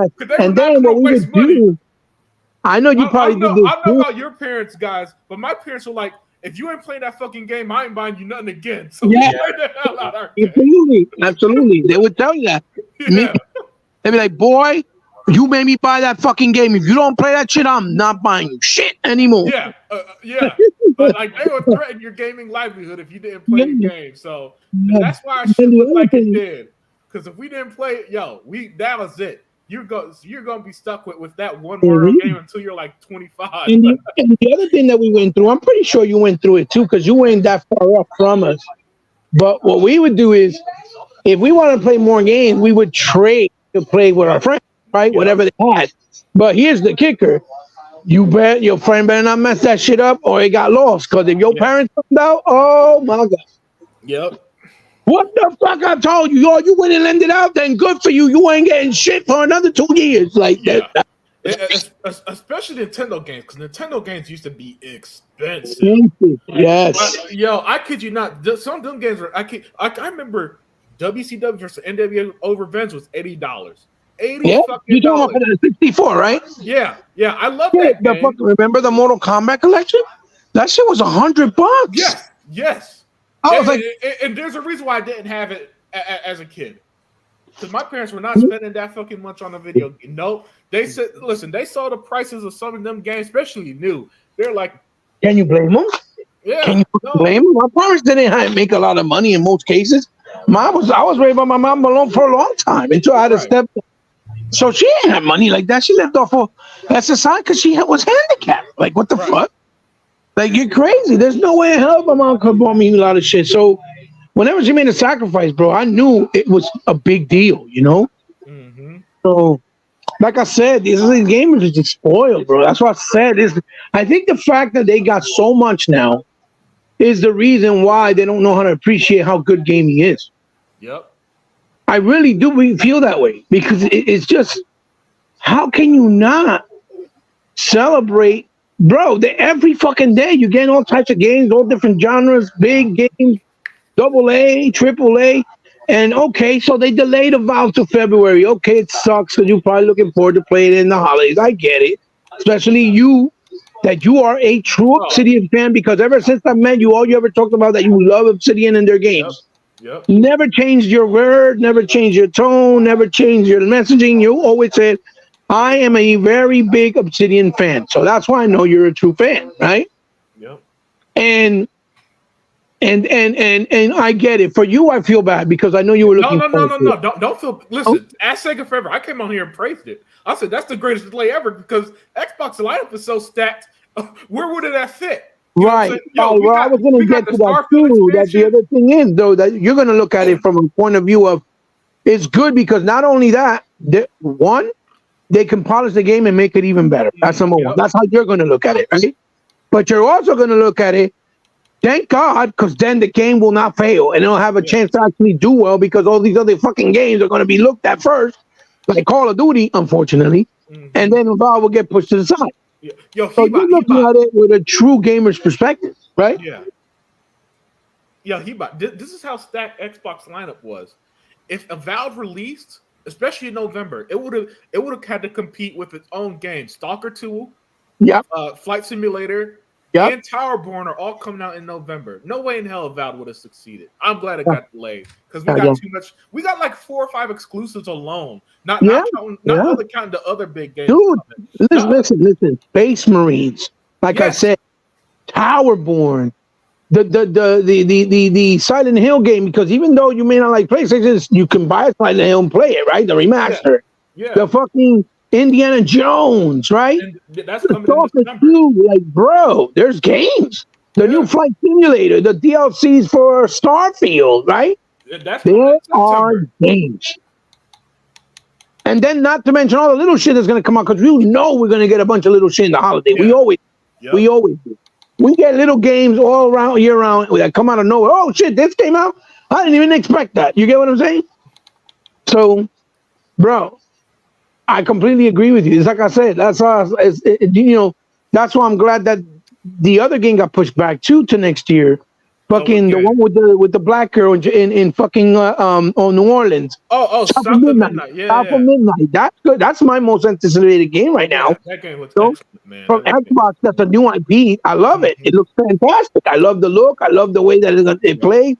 It's a hack and slash beat 'em up. Yeah. Right. That's action what I adventure. loved about it too. Yeah. So I don't want that game to fail. I want people to actually take a look at it, play it. You know what I'm saying? Because look at Hellblade. Hellblade came out, but a lot of people didn't get a chance to play it because it came out in the midst of other big games coming out back to back. Yeah. Maybe not Xbox first party, but other games, right? Yeah. And that's why people haven't gotten to it yet because they still had a bunch of games they're playing. You know, it'll probably get a resurgence once people start going back to it when they finish the other stuff, right? But there's still people playing fucking Starfield, for Christ's sakes, right? So, you know, it is one of those things that it's like we said, and I think it was shout out to Delilah, right? Or Dea, rather, wherever she may be, that she had said, I think the biggest issue is going to become how does Xbox micromanage the releases to make sure that every game doesn't get overlooked and actually has time to shine? Because when you have so many things, go ahead. And the answer to that is doing something that they, for some reason, don't do historically. Put games out in the earlier part of the year. You know, I don't know why. That's why I said making Avowed come out February is a good move. Yeah, because historically, what they're going to do is what they usually always do is just stuff their games between September and December. In the winter. Yep. And you ain't lying about that. That's a fact. You go back in history, they always bring out all their big titles in the holidays for some reason, and then they don't realize that hurts some of the titles because it hurts the less established titles. You know, it's fine when Gears or Starfield or Halo comes out or Forza. Yeah. You're right. But Avowed needs somewhere to breathe. You know, something like South of Midnight or like that game. You know, Avowed, they're new. Yeah, And- like Indiana Jones coming out in December is perfectly fine because Right. it's one of the best movie trilogies. Even if you don't like the two most recent ones, you probably love the three from the '80s, and, Right. and it's clearly influenced by It's those beat black up. movies, right? It's That beat game's up. gonna be that game's going to do amazing. You know, Yeah.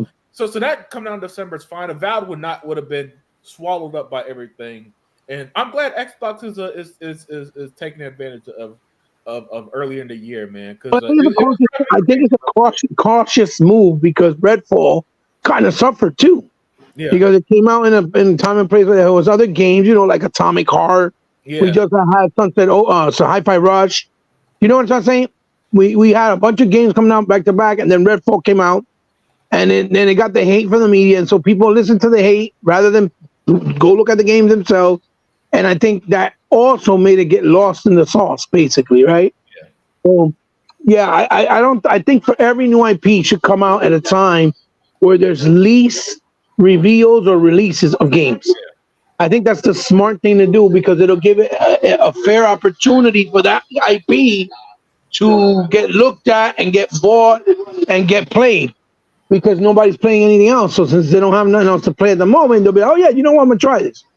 And you know what I'm saying? And there's a better chance for games to actually do well. I think that's another reason why Elden Ring did well because when it came out by itself. There was nothing else. Remember? No. Hold on. No, it killed Horizon Forbidden Entertainment because I think it came out a week after that game, and it killed that. Yeah, that's because Horizon Forbidden Entertainment wasn't that good. I know, but I gotta shit out that awful game every chance I get it. Right. But neither game for me is that great because although aesthetically speaking, honestly, I'd rather play Horizon than Elden Ring. Right. I just can't get behind Souls shit, man. Right, but the Elden Ring, it looks absolutely incredible as far as the character design, the world design, the aesthetics are immaculate. They're incredible, very imaginative, very beautiful. I love it. But because it looks so beautiful, is why I have a love-hate because I hate how the game plays. Yeah, I can't even enjoy playing, and it makes me mad because I would love to immerse myself in the world. Because the character design and the world are so beautiful and so grandiose. They just look incredible and so gothic and medieval. You know what I mean? But gameplay-wise, it just doesn't sit with me. I hate it. So, like you said, I would rather play Horizon. That's much lamer as far as the world, right? It's but it's more up my alley as far as like, the way game plays, right? Yeah. Absolutely, I agree. Honestly, it's probably PlayStation's most safe casual game and a AAA game in the sense that it's got a bland protagonist, a mouthy protagonist who's written like a Marvel character, so you get all the quips and all that stupid shit. It's got the typical gameplay that you've played a million times. It's like I get why the media loved it because it's super safe, it's super accessible. It literally does nothing new. And it's like it's like eating white bread. It'll feed you, but it's like it's just bread. You know what I'm saying? That's Horizon Forbidden Entertainment, and that's why I don't like it because people hype that shit up, and I'm thinking I'm going because I love open world games, so I'm thinking I'm going to play the amazing open world game, and I play that shit, and it's like, oh, I think it's the obnoxious way that they keep hyping it up. Yeah, you know what I'm saying? One of the best new IPs Sony ever released. Really, this shit. Mm-hmm. And it plays like every game. The best way to sum up Horizon Forbidden Entertainment, if you play that game, you felt like you played it a million times before. Right. That's probably one of the worst things you could say about a AAA game. Because that's too much money you're going to be spent. Well, I spent $20 on the game. There ain't no way I paid more than that, right? Right, and that would be the mindset too. Yeah. But tell you what, I'm gonna call it right now, dude. I'm gonna call it right now. Mm-hmm. I remember this episode today, this date, August 2nd. I'm gonna call it right now. That, for example, that Astrobot, right? The actual game that they're making, the actual platformer, it looks really good, right? And guarantee you that a lot of people ain't gonna even play it, even though they're hype beasting like, oh yeah, it looks amazing. They're not gonna even buy it in there. Yo, no. Listen, they didn't play games like Gravity Rush, which is legitimately good. They ain't gonna Yes. play that shit in Or large. Psychonauts 2, All or Astrobot Super did, Lucky Tales. Right. right. This is why I wish that the big gaming media had a legit Xbox guy who could just say this on one of their podcasts that has a large number of people. Let's be Right. real. The only reason why y'all hype up Astrobot is because Sony got nothing. That's it. Because if Astrobot was in the middle of like God of War some shit, y'all would They think wouldn't even be talking about it, right? Even though it does look good, it legitimately looks good because it's an actual game. The Yeah. first one wasn't a game; that was a tech demo for the controller. Even though they try to push it like it was a game, it was not a game. This is a game, in the vein of like Ratchet and Clank. And we love platform. I love platform, Yeah. so I know I'm going to enjoy it, and I think it's going to be solid. But I guarantee you, I'm telling you, I'm putting it now. That game, even though they're hyping it, they're not going to buy it. The discourse around that game is going to be so fucking annoying because they're going to pretend it's a Game of the Year candidate. I'm telling you now. All the outlets are going to be. They're going to play the game. They're going to pretend it's better than everything. They're going to try to compare it to Xbox games for some reason. Because they got low self-esteem and they can't handle Hebot and Sega forever. That the thought that other people like other consoles other than PlayStation, so they're going to play that game, overrate the fuck out of it, and then it's going to be a Game of the Year candidate at Jeff Keighley's show. Like they did Resogun with the PS4. Remember? Yeah. There was articles for Resogun for like a whole year, bro, because they had no games. That's all they kept talking about. Resogun. Yeah, and then when I buy the game for $10, I'm gonna play that shit, and I'm gonna be disappointed because everybody done hype the game up the hell, and I'm gonna be like, it's a cool platformer, cause that's all. Because PlayStation don't make deep, compelling games like that. Yeah. I don't care what anyone says. I don't care how fun. And I get it. It looks fun. But I promise you, I guarantee there's going to be things about it that's just going to feel typical PlayStation. And you know what PlayStation problem is? They make safe games, man. Their games are just too fucking safe now. They feel like that they got to cater to the lowest common denominator, and so their games don't do anything to push any boundaries whatsoever. And so instead of getting these great experiences that I'm telling you are not nearly as great as they say, you get these bland, safe games with the long cutscenes, boring, dramatic dialogue. Unlimited. And here's the worst part: the actual gameplay. Sorry. No, go ahead. But the worst part of PlayStation games, and where I say they're safe, is the gameplay, because the games would be pretty graphically. Then you play these fucking games, and it's like I feel like I play them a million times. Yeah, there's not enough creativity in the mechanics. Right. Not enough. I know what you mean. I know exactly what you mean, because that's exactly what I've been saying for the longest. And again, to be honest and to be fair to what you just said, and to add to what you just said, the other factor is they've been making the same type of game since the PS3 era, right? Yes. But it comes to a point where even their audience is going to start feeling like, damn, bro, this is all you're going to keep making? And that's how they feel this generation. Right. You can't only just make games that look like a cinematic movie and that's it.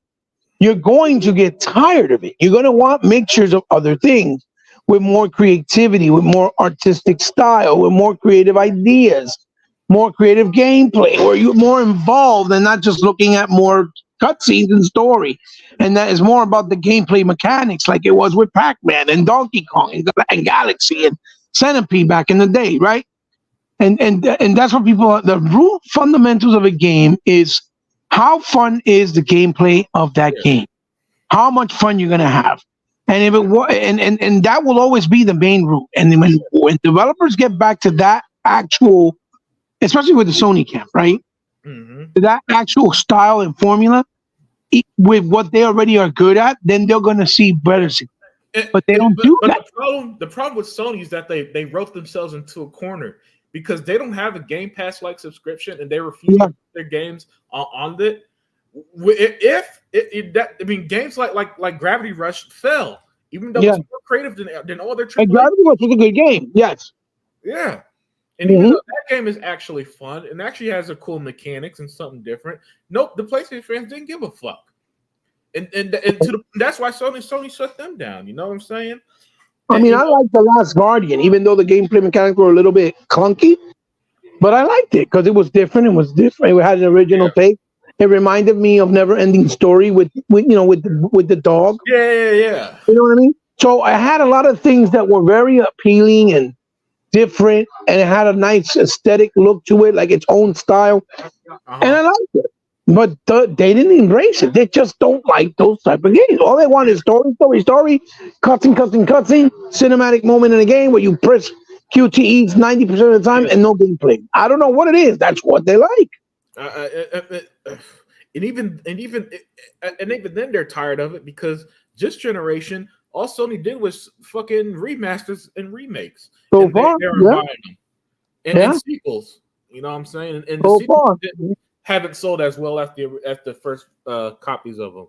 I mean, Sony had the gall to do a remake of The Last of Us 1 and a remaster of The Last of Us 2 on Tsushima.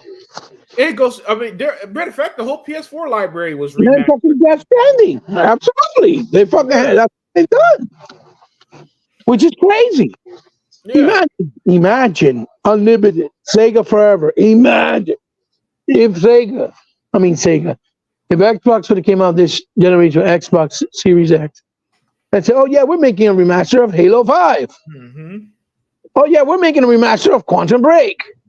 We're making a remaster of this shit, Dead Rising 3. We're gonna make a remaster of Recore. We're gonna make a remaster of Sunset Overdrive." You see what I'm trying to say? Yeah. Imagine if they came out and did that shit, bro. All the shit talking that people would have been doing. I'd be pissed because I already played. Oh, and I would be mad. Yeah, for sure. Like, I didn't buy a new console to just buy a port of the same game I already supported with just better graphics or maybe an added level or two or just better resolution. Like, what? Like, fuck. That's the reason why I haven't bought none of the Switch games that were on Wii. Mm-hmm. I bought none of them because I owned them already. I'm not buying Donkey Kong again. I'm not buying all the games that they made on the Switch, even the kart racing. Yep. I don't care if it's 720p. It's the same fucking game. If Microsoft gave me that shit and that upgrade for free, you can do the same. I am not paying $70, $60 rather, for Mario Kart again, so it could be 1080p. That's not that's not happening. Not happening. That's why I haven't done it. No way. Yeah, and that's why me personally, I used to fight against the whole Marcus Phoenix collection. Not because I don't right, but because they're backwards compatible, they're already at 4K, and they all got the FPS boost in 30. Yeah. Remastered anyway. What's the point of reselling me it for slightly upgraded graphics? Just give us that's why E-Day. I'm way more excited for Gears of War E-Day than I would have ever been for Absolutely. I mean, I said the same. A lot of people are like, well, why are you happy if it's just going back? Because we never saw the Pendulum Wars. Yes, exactly. We never saw how Marcus and Dom became friends. We never saw how he ended up in jail. We never saw none of that. You could literally do a whole trilogy to build up to that to Gears 1. Yep. Why not? It's still part of the Gears universe. We already established with those characters. We love the characters. And it's something new for them to experience. Absolutely. Because you could still dabble into new ideas, do crazy new things, and fit it in the world and fit it in the story. Like, oh, well, why you don't have? They had these weapons in this time, but not later on. Oh, because they, phased them out, melted them down, or do whatever. Like, add something to the story, whatever the case may be. Yeah. The point is that they can be creative without worrying about being the same. Yeah. 1 for 1, right, or 100 to 100. Like they were with the other games. You see what I'm saying? Yep. If that makes any sense. So that's what I'm like, yo, that's pretty cool. Like, I love it. I think it's great. I'm hyped there. Very hyped. I love that decision, Well, you saw the trailer. The trailers conveying that they had no idea who these locusts were, right? Mm-hmm. Yep. So they didn't know how much of a posing threat they were. And Marcus was getting his ass handed to him. Yeah. He was about to get fucking flexed if it wasn't for Dom coming in, right?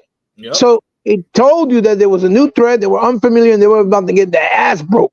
So they had to figure out how we're going to fight these fucking things. You know what I mean? Yep. So that's also a little element that was in the trailer people probably didn't catch, and it's there, which is great. So, like I said, it's just you can have creative flows in different ways, even though it's in the same world, right? And there's familiarity, right? But I don't know, man. It's just crazy. It's crazy. Like, Yeah. It's kind of weird because, on one hand, we get so many great games. We get so many different games. We get so many creative games. We get games, and then games are also being priced better. So not every game is a $70 game. yeah, But they're playing a $30, $40, $25 I know game. that. Like $20 game. Flintlock was $50. Yeah. Play was $50. Yeah. The other one was only 40. Like the Path of Goddess is 40. Yeah. Like I'm glad that they're recognizing that although these games are all modern or look modern, it doesn't necessarily mean that they fit the bill as a AAA game. Yeah. But tell that to a Japanese developer and they want to kill you. Them motherfuckers found everything that they make, and it could look like a Genesis game or a Sega Saturn game with just 4K resolution, and they want to sell it to you for $80. Like they fucking bugging. Yeah, and then what's worse to me is that we're it feels like, to me at least, we're getting a lot more than we ever did, and yet gamers seem to be just okay playing the same shit, and it's blowing my mind. Mm-hmm. Like, dude, do you know? They only get excited when they talk about a remaster that they already played. Like, dude, Resident Evil 4 remastered again, I think is absurd because it already had a remaster. Dude, that game it came out on the GameCube, ported to the PS2, then the 360, PS3. Dreamcast even in overseas. All the 8th generation consoles. Then got a remaster on a remake on the 9th generation. Like, how many times can you guys play that fucking shit? Exactly. Like, okay, those look nice with the better graphics from MC Framework. Okay, I get it. But it's still the same game. At the end of the day, same story, same outcome, same boss battle. Like, come on, bro. Like, what the fuck? It's also why, when the generation started and everybody was testing fucking Fortnite, I'm like, dude, you guys just play that last generation. Test out the new games, man. Like GTA 5, it's why I be against GTA 5, because after like 11, 12 years and people are still playing that fucking game, and I've also noticed that people that hate gaming, I think I swear that's their library is like 2K. GTA, it's GTA Call of Duty, 2K. Yeah, maybe Minecraft, depending on who it is. Yeah, and maybe fuck it, let's throw Fortnite in there or Overwatch, or Apex Legends. Yo, and I'm like, I see why they hate games, because they've been playing the same shit for the last decade. When they actually something that's different, that it's actually being or trying to be a creative game or a creative experience, they're like, what the fuck is that? Yeah, man. Identify. They don't touch Lost in Random. They don't touch Bramble the Mountain King. They don't touch Banishers. Like, if it's some shit, like the game I told you that I have on my channel, I gotta put up. It's called Song of Something. It's from the League of Legends world. That's what I was talking. It's called Song of Something, but it's a platformer action adventure with a little Eskimo girl, and she has a little Yeti. And it's fucking gorgeous. It's a platformer, but it's awesome, like an action platformer. And I played it a while ago because I bought it when it first came out. Right. But I haven't been able to put it up in my channel. It's literally been on my phone for like 3 months, and I haven't uploaded. But it's on my channel. I got like 6, maybe 7 videos that I haven't uploaded. Been there for like 3 months already. Since I've been busy, with the house searching. Yeah. Just haven't been paying attention. I've been trying to do that. So real world shit is always going to take over. And then it doesn't help that all these games drop, then you put your concentration on trying to play those for a little bit, like Hellblade and Harold Halibut that came out, and fucking the Path of God is now the Benedict Fox, the Ravenlocks, all those shits came out. Atomic Heart at the time, they all came out back to back. So you kind of lose track, and you know what I mean? You like fuck because you're paying attention to so much shit at once. It's like, what the fuck? Even Callisto Protocol, dude, that game's amazing. Yeah. And nobody played it. Now that it was on Game Pass, they decided, yeah, we're gonna play it now. You know what I mean? Like I was like the hypocrisy.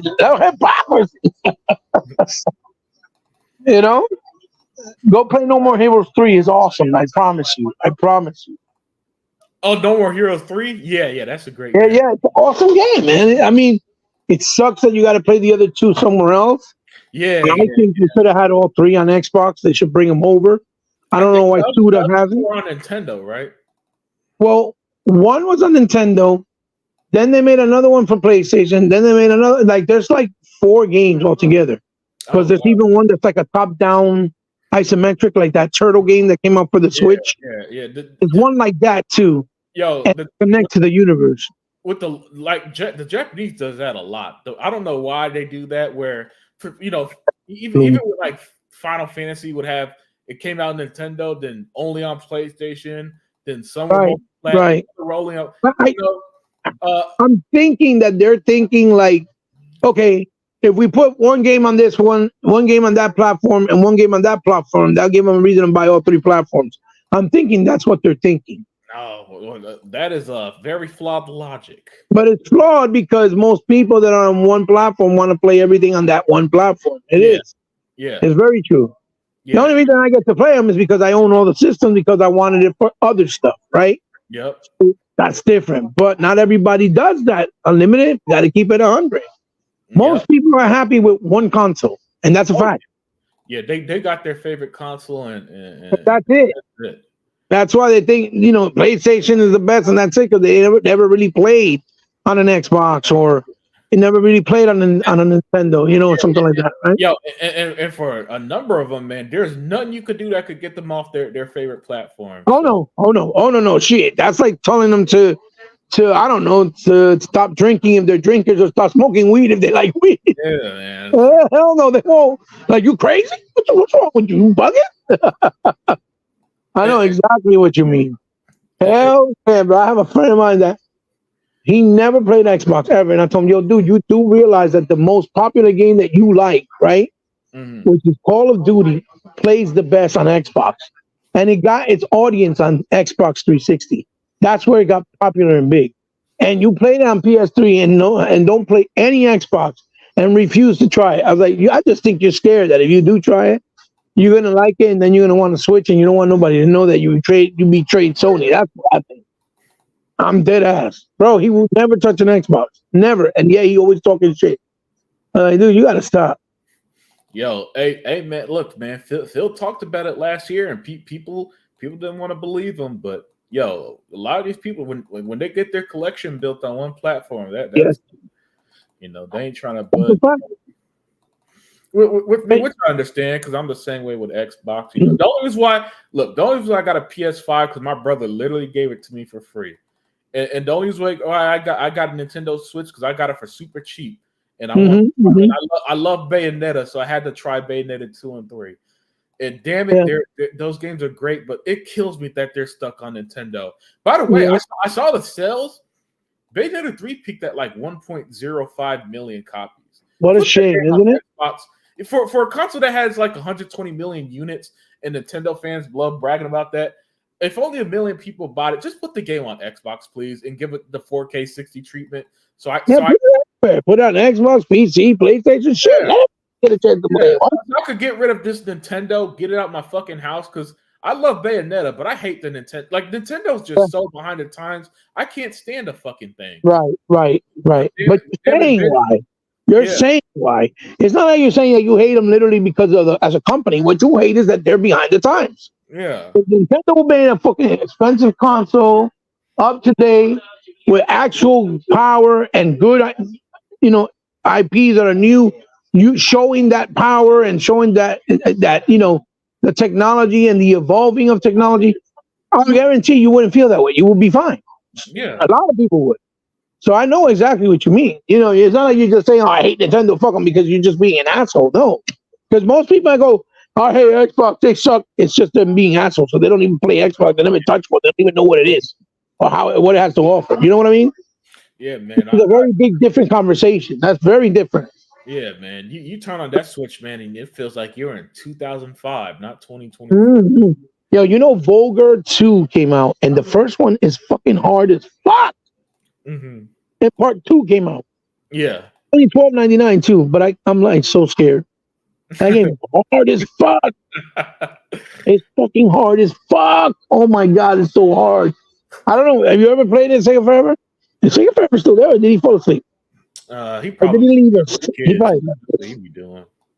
I have a feeling he left us to go do something real quick. Yeah. That scoundrel. That fucking scoundrel. He's such a scoundrel. Oh my god. Yeah. It's that Vulgar the Viking. Oh my god. Love it. It's Rastan, right? Yeah. For the new age. But oh my god, I kid you not, my brother. Unlimited, that game is hard as fuck. Damn. That shit is so hard. I've gone back to play it probably 50 times, and every time I get my ass ripped. I'm like, That's cool. then when I get farther out, it's like, yeah, finally made it, then die and have to start all over because it's one of those games that they're just unforgiving. They don't let you, they don't let you continue playing. You know how most games, like I like the way they structured that shooter Omega 5 that was a lot like Forgotten Worlds, right? Yeah. Because Omega 5, the way it is, and people don't know this, you got to play the game. It's very hard, right? And they start you only with two characters or two players, right? Like girl and a guy, you can play co-op, but you only get like 2 or 3 men, right, per person, right? And then what happens is, as you keep progressing and you die, right? You got to die at least 30 times. And once you die 30 times, right? Then you start unlocking continues.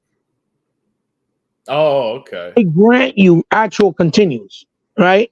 Yeah. So as they grant you the continues and you keep playing, then you're able to, to continue to get farther and farther because every time that you do a certain amount of time play through the game, they grant you more continues until you have like 30 or 50 continues, and then you can actually beat the game. That's how they showed it, which I thought was cool because it gives you a reason to keep playing it, and you kind of don't get bored because you want to keep trying to unlock as many continues so that you can beat the game. But it's a lot of fun that way. But I like that structure, the way they did that. I thought that was cool. Yeah.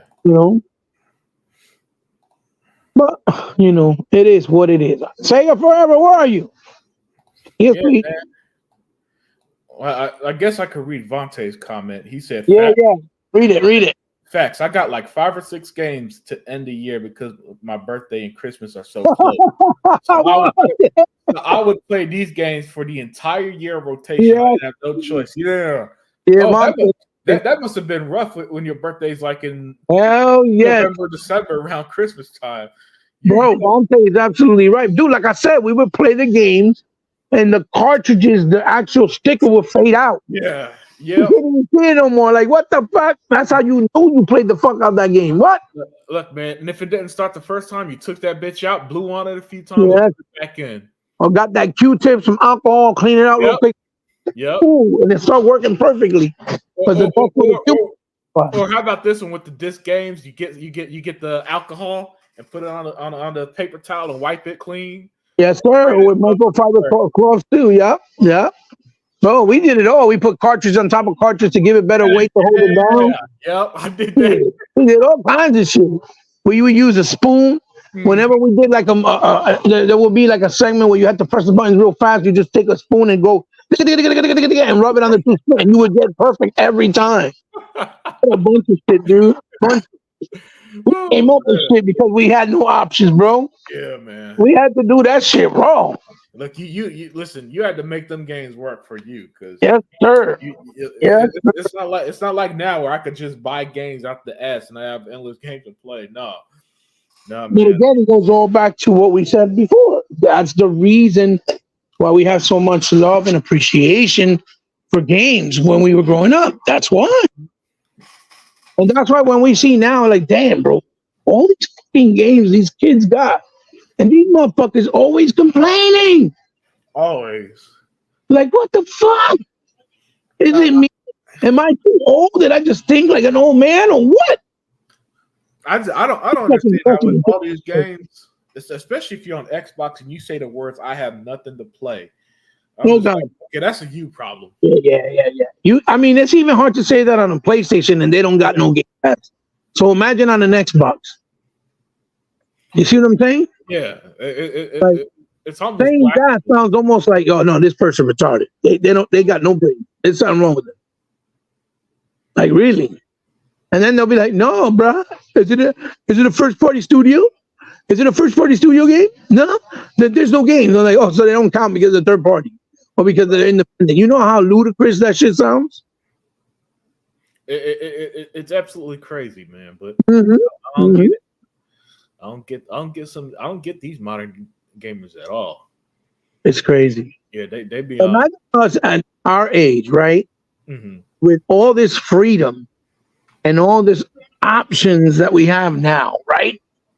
Bro, we would have never graduated from grade school. We would have never graduated from high school. We would have fucking failed. We would have flunked. We would have been flunkies. My parents would have sold my consoles. Exactly. We We would have never been able to get. We never want to leave. We never want to leave home, bro. What? Or we would be in each other's house, like friends' house, just yo, you know what I mean? Doing parties every weekend, playing shit. That shit would have been nuts. It would have been absolute nuts. It really is, man. Mm-hmm. Damn, I kind of got to go real quick, and I don't want to leave you because I don't know where the hell's taking forever went. I know. I feel bad right now. I'm know. trying to stay with you as long as possible, but I kind of got to go do something real quick for wifey and shit. Yeah, I was gonna go myself, but he ain't going to be found.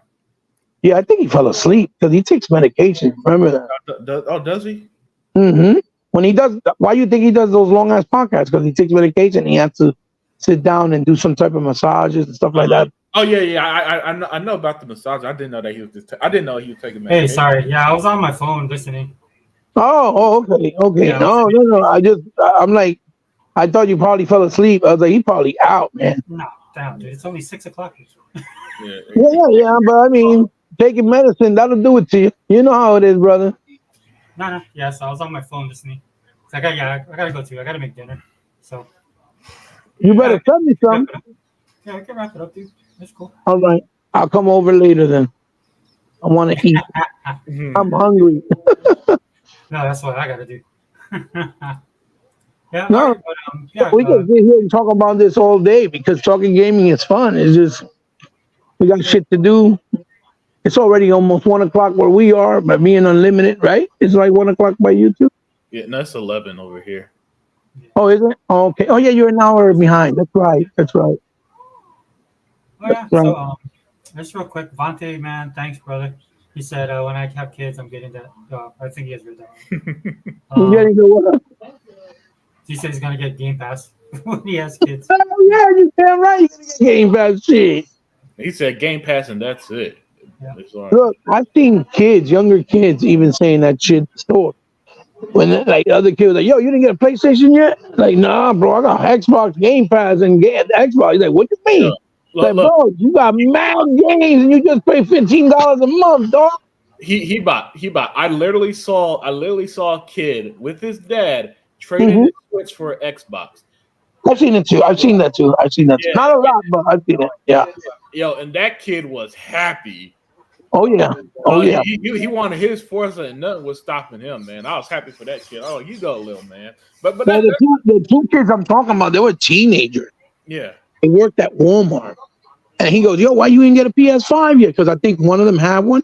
Mm-hmm. But nah, bro, I got Xbox. You need to get an Xbox. That Game Pass is serious. He's like, what you mean? What's the Game Pass? He's like, yo, you get like 400 or 500 games and you just pay $15 a month and they'd be brand new games that come out day one. Yeah. That shit got mad games. I was like, I'm always playing something new every time. He was telling him. And the kid was like, what you talking about? Yeah, it's like PSN. No, bro, PSN got old games. This shit got brand new games. Brand new games. And he was telling me, I was surprised. I was like, wow. Because you don't see that among the younger players as much, right? You would just see, oh, yeah, get a PlayStation because that's where everybody's playing, more popular, Yeah. So when he said that, it kind of took me off guard. I was like, wow.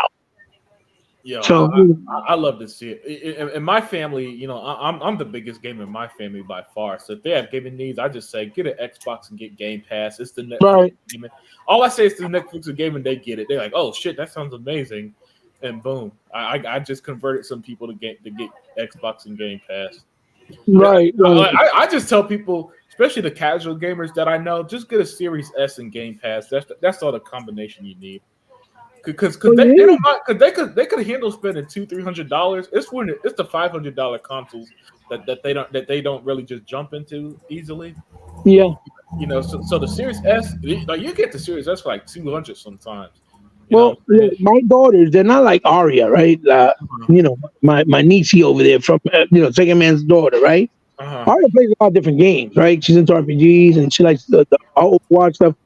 My daughters, I bought them the S, right? And they got Game Pass. And they literally, all they do is play all day is fucking Roblox. You can turn up the volume, AJ. You know what I'm saying? Yeah. All they do is love Roblox. They be fucking Roblox up all day. One be on the tablet, one be on the phone, one be on the. That's something that really different from when I was a kid. When I was a kid, I played all the games I could. I get right. Mm-hmm. I've always been a variety gamer though. I've never just been okay just with one type of game or one game. Right. You know, like I'd play one of my favorite games, superhero games as a kid was X-Men 2 Clone Wars. That game was phenomenal. I had to play Sonic in between. I had to play Streets of Rage. You know which one I used to like too? The one that was the beat 'em up for Super Nintendo. I like that one, the X-Men one. Yeah, well, I didn't have a Nintendo as a kid, so I didn't. That one was pretty cool. Yeah. Yeah, you talking about the one for Genesis? That's the one you talking about. Yeah. I had the Genesis, the 2 for the Genesis, X-Men and X-Men. Wasn't that one kind of like Metroidvania? You had to come back and you play with the characters. Yeah. I know exactly what you're talking about. Mm-hmm. Yeah, I loved them, man. But I couldn't play. But I had to, in between that, I had to play the Sonic games. I had to play Streets of Rage. I had to play Mortal Kombat. I had to play and all that other stuff. You know what I'm saying? Yeah. Like the. What was your go-to game? So what was yours? Yeah, so when I see kids just play like Fortnite or Roblox all the time, I'm like, y'all don't play nothing else. Yeah, it's weird, right? I know it's weird. It's a little weird to me because there's so many games. It's like and even as it's not like, and I don't relate to that because again, like I said, even as a kid, you catch my eye with something different, man. Even though I love what I loved, if I saw a new game, I'm like, oh, I have to try it, Or I'm borrowing friends' games and stuff like that, man. By the way, mi amigos, my brothers, by the way, if you didn't get a chance to watch the new Planet of the Apes, it is now available on Hulu and Disney Plus if you have it, either one. Okay, yeah. It's on there. You can watch it. Oh, yeah. I'm going to check that out. I think Disney Plus is 4K, 4K HDR. Then on Hulu, it's just 1080p, I think. That's the only difference. Yeah, I'm gonna check it out. And the Rebel Moon director's cut are both out. Yeah, they're on Netflix. Those are good. Dang. You seen the beginning? I saw the beginning of the first one. I was like, oh my god, this is a whole different movie. Yeah, it was violent. So Disney owns Planet of the Apes. I didn't know that. They own everything that was owned by those, like by Fox. Oh yeah, okay. You know what I'm saying? They own all that shit, dude. Yeah, I completely for a moment there, I completely forgot about that. Right. No, that's normal shit. A lot of people didn't even know that happened. Yeah. They just announced that they're bringing out M. Night Shyamalan's The Village, right? Mm-hmm. In 4K, which means that all those other movies are possibly able, or they're in the works to come out and not be trapped anymore. Because you remember Armageddon. Yeah. This is also a Disney movie, which is not owned by them, but it's on the Disney license brand. Right. And that's not in 4K. And I love that movie. That's one of my favorite disaster movies, right? Yeah. And they have like other things that are big, like the alien stuff. You know what I'm saying? Or what was the other movie I was thinking about? Shit, I can't think of it on the top of my head right now. But they just got a lot of IPs and properties that deserve to be on the horizon to be released on 4K and shit. And I can't wait to see Alien Romulus, because that's the guy who directed the new Evil Dead, the one that came out before the last one we got. And that Evil Dead was spectacular. If you're a horror fan, spectacular movie. Yeah. He's gonna do that new Aliens justice. It's gonna be fire, bro. I can't wait. I cannot wait. Oh, shit, I cannot wait. Now. I'm considering becoming one of your neighbors and buying a house over there in Texas, bro. Yo, I was talking about this earlier with Sega Forever, man. Too many people are moving here, so I'll welcome you, but you'll be one of the few that I'll welcome because it's getting ridiculous. Bro, the Texas got beautiful homes for cheap, dude. Like gorgeous homes, 5 bedrooms, 6 bedrooms, 7 bedrooms, 8 bedrooms, even, and they'd be like 190,000. That's ridiculous. Yeah, yeah. Over here, unlimited, a 3 bedroom house would go for like $1 million. Oh God. It's fucking retarded. Yeah, well, listen. There are a lot of people. There are a lot of people from California here too, and they say the same things. I'm like, I wish I could help your states lower the prices, man, so y'all could stay there. No, well, not you. Yeah. Don't come to my state, fuck it up. yeah, because it's like okay, the houses might be cheap to y'all, but they getting expensive for people like me who's trying to be a first time home buyer. Oh, right. Yeah. That makes sense. Yeah. Honestly, I think it's probably the best way would be if you're able to just buy the land flat out and then just build on it. It'd probably be the cheapest way. Because once you buy that land, you don't have to pay taxes for it. And if you bury a loved one, you'll never have to pay taxes on that shit. You know, like if your folks passed away and you wanted to bury them in your backyard, you could do that and make it a monument, and they could never take that house away from you. You never have to pay taxes, nothing. Well, you know what I mean? I know what I'm gonna be doing. I didn't know that. Yeah, that's a fact, dude. You'll never ever be touched ever. It can never be touched. That's why I said, I don't mind having my folks in my backyard. Those are my folks. You know what I mean? Yeah. Because some people be like, "Oh, that's creepy." Well, why? Those are people you love. Why would that be creepy? I don't get that. Why would you find that creepy? If some people can live next to a cemetery, next to all them other people they don't know. What the fuck does that matter? You know what I'm saying? Right or wrong, limited. That's how I look at it. Yeah, I'm gonna look into that because if you could word up, go look into it. Not paying taxes on property. Wow, that's nothing. It becomes completely untouchable. I forgot what they call it. Yeah. Do you know what I would do to not pay taxes? If I find the info, I'll send it to you so you can see. Read info. Because I know it's out there. I'll send it to you. All right, thank you. What I was gonna say. What else? Did any of you guys watch the Deadpool already? Deadpool and Wolverine? Sega Forever did. And if he was around on his own podcast, he'd be able to talk to you about it. I haven't seen. Yeah, so you know me, man. I'm the DC fan, so I don't really go see Marvel movies like that. Yeah, me too. So, you know I'm a DC dude. I just picked up. I just picked up Ambush Bug, bro. Like, motherfuckers don't know who Ambush Bug is. I just finally finished building my Plastic Man. I got fucking Sportsmaster. I got Manhunter. I got Metallo, right? Yeah. These people have no the Abyss, for crying out loud. You see what I'm saying? Yeah. So I'm a DC guy. Always been. Always. Yeah. But there's more Marvel fans. We know this. We all know this. But the thing is that as a DC fan, I can honestly tell you that movie is fucking badass. Like, they did it right. They did it right. You're gonna enjoy the fucking shit out of it. Look, I'm gonna watch it when it hits streaming service. Dude, it's so fun because a lot of the only thing that I already know is gonna rub me the wrong way, because unlike E-Rock, I don't hate WB even though they fucked up. I don't. I already, it's been spelled to me, man. But I don't want to see that shot at WB and DC right now. I'm hoping DC's you talking about the cameo? I'm not gonna say what it is, but you talking about the cameo? Not only the cameo, but the line he had about the fuckheads over there treating you better and all that stupid shit. Oh, I don't want to hear. I don't want to hear Disney. I don't want to hear Disney of all companies. No, that's Ryan Reynolds being funny, trying to point shit out. I know, but it's still Disney property saying that. I don't want to hear that from the Disney property right now. All right, I'm not gonna listen to Disney say that they're gonna treat you anybody better. But he bought dropped, and Sega Forever is nowhere to be found. So I don't know.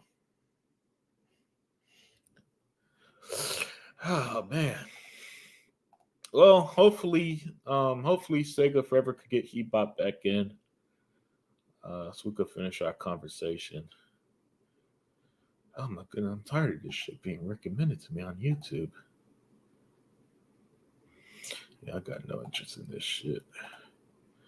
Do not recommend. Yeah, so Hebop, you're back. Sorry. Yeah, yeah. No, I'm sorry, dude. I was laughing and I hit the thing.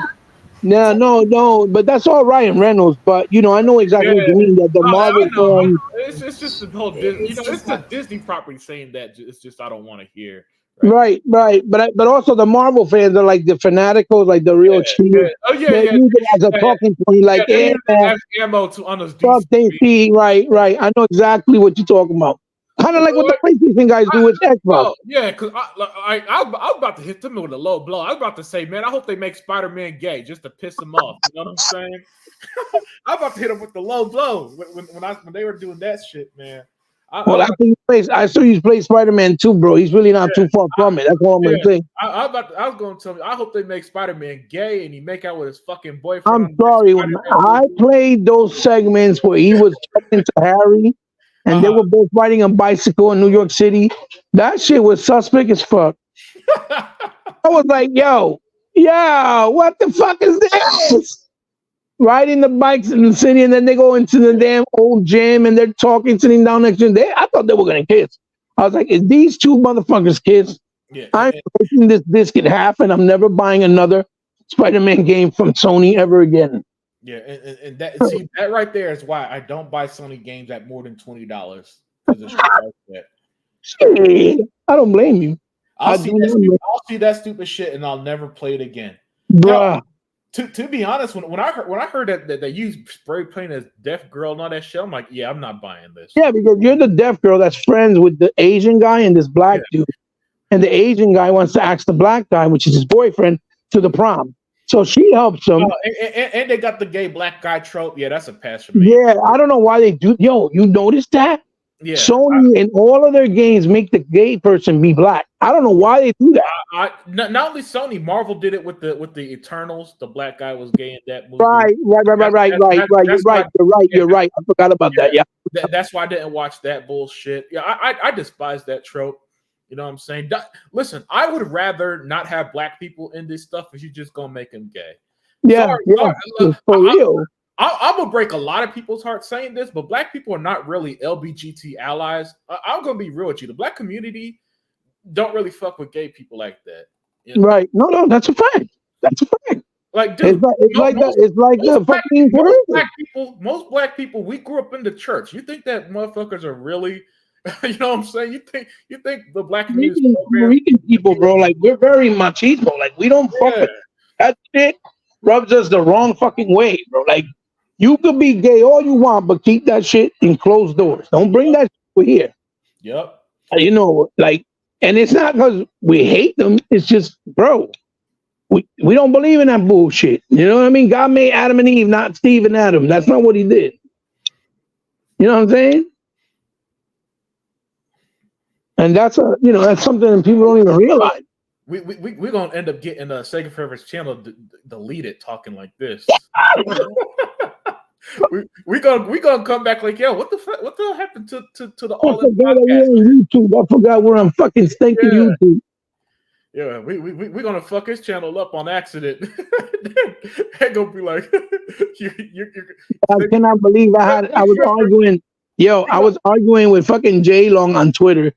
He had the audacity to say that Twitter now is biased as fuck when before it was the ultimate bias place where everybody that wasn't to the left was getting kicked out or canceled or shut down. You know what I'm saying?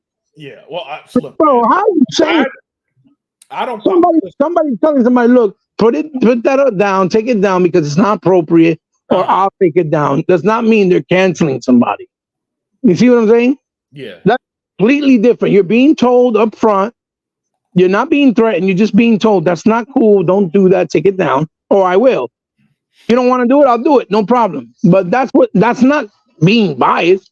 It's like, it's just trying to keep regulation, keeping people at bay, no disrespecting. You don't have to agree. You could have different identity politics. You can have different beliefs, political beliefs. That doesn't matter. That doesn't make you a bad person. I don't give a fuck if you believe that Fidel Castro was a good person. If I know who you are as a person, you are limited. You treat me with the utmost respect and kindness. I don't give a fuck what you believe in. That's not my problem. You see what I'm saying? Yeah. All I care about is that what you show me in real life. And if you show me in real life that you was a class act, I can't think otherwise. You see what I'm saying? Yeah. I can't. It's just that's how I function. I can't function any other way. I'm sorry. Yo, we used to be taught the character of your heart and all that shit. So Yeah, absolutely. We grew up where we would have a fight. We fought 3-4 times, then made up, become friends, and forgot about it. That's just how it was. yeah. We didn't stay enemies like that for life. That's just fucking retarded. We were brought very different, though. Very different. Mm-hmm. Very different. We had a backbone, man. We had like a serious backbone, bro. Oh my dear God, Sega Forever. Did you see what they announced in San Diego Comic-Con? I can't wait. What did they announce? They're making a literal transformer from Knight Rider, like the Knight Rider car. Cool. Yeah. They're converting it into a brand new transformer character. And I think that is so fucking awesome. They did it already with like an X-Wing. I have the Stranger Things pizza car from the TV show. Uh-huh. They did one for Jurassic Park for the Jeep. Mm-hmm. They did one for Top Gun, the plane. They did one for... I'm missing one. Top Gun. Oh, Ghostbusters. They did the Ghostbusters one.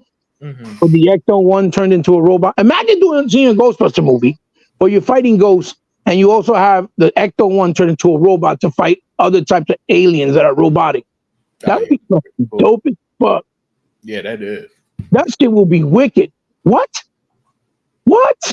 Seeing the Ecto-1 turn into a robot? What? That shit would be fire. I don't know. In my opinion, I think that would be awesome. Yeah, that sounds pretty awesome. You know what I mean? You know what they need to do something with, man? They need to do something with Thundercats, man. I used to love that cartoon. Oh, they're making the movie. The real life movie's coming. Oh, okay. Tell you? They need to do a video game too for Thundercats. Beat 'em up. Good beat 'em up with elements of like side-scrolling adventure where you ride the Thunder Tank, where you ride the jet that they used to ride, remember? Yep. Like with different segments like that, bro. That Thundercats is a great proponent for an awesome action adventure beat 'em up. Definitely. Yeah. You know what I mean? Like a high quality AAA status. Yeah. Or even fucking this shit Mask. What? Mask would be fucking dope as hell. Or Cops. Yeah. Remember Cops in the 90s? No. I didn't watch Cops. Cops, the TV show or there was the cartoon Cops. Okay, no, I didn't watch the cartoon. Oh man, the main character was what's his name? He's the black guy. Oh my God, what the fuck was his name? It was like Cops. That shit was fucking fire, bro. They had like cybernetic parts in their body because it was in the future. Uh-huh. But they were actual policemen, and everybody had access to technology. So the crimes and the criminals that they fought all had like technological stuff, like advancements, like guns and weapons and shit. Yeah, fucking Cops was the shit. Oh wow, I'm gonna make a video game. That shit would be fucking dope. Yeah, I'm telling you, it would be so. And Silverhawks. What? I remember a cartoon I used to like that did have a video game because my cousin had it on the SNES was SWAT Cats. SWAT Cats. SWAT Cats. Yes. Yeah, that cartoon was awesome, and that game was fun too. It was. I know exactly what you're talking about. Yes, sir. Yeah, because my cousin had the Super Nintendo, so we'd go over his house, man. I'd be like, put in that SWAT Cats. Put in that SWAT Cats. Yeah. I mean, they made so many licensed games back then that were actually really good. And I don't know what happened as time went on, where they started kind of cheaping out, and a lot of them became kind of bad. Yeah. But in the beginning, you had Crackshot, Mickey Mania, World of Illusion, Castle of Illusion, the Donald Duck game, right? Aladdin, this Lion King, Cool Spot. For Christ's sake. Cool Spot, which was based off the fucking little red dot on the soda can of 7-Up. Yeah. Fucking, we have fucking Chester Cheetah, right? Mm-hmm. Garfield. So many, the Flintstones. There were so many good games based off properties that we were growing up. You know what I'm saying? And I'm like, yo, what happened, man? They need to go back to that and bring those things back. I mean, licenses are expensive now. Oh yeah, I could imagine. Something like The Simpsons must be retarded. Yeah, and then you can't have an expensive license and make a cheap game no more. Or else it'd be so terrible they wouldn't make that's why we stopped getting licensed games. It stopped being profitable. Dude, the fucking Samurai Jack game that came out this generation or last generation. That's a great game. Yeah. Those are the ex-devs from Ninja Gaiden. That game is fucking fire. Nobody talked about it. I think we were the only few that talked about it. Yeah. Nobody talking about that shit? Nobody. And they're like, oh, Samurai Jack. That's a kid game. I'm like, see, that's it right there. That's the problem right there. Samurai Jack was a fire fucking cartoon, man. So sure. Yes, sir. That game captured it perfectly. I love Samurai Jack. But then they have the same hypocrites that say, "Oh, that's a kid game." When they see it's a turtle game because turtles more popular, they suck the shit out of it. Oh my god! I'm gonna die! Like, you know what I mean? Yeah. Dude, stop, bro. That's so hypocritical, bro. So hypocritical. I hope they don't play Nintendo games because all they got is kiddie shit. Mm-hmm. They don't buy anything they don't buy the Bayonettas.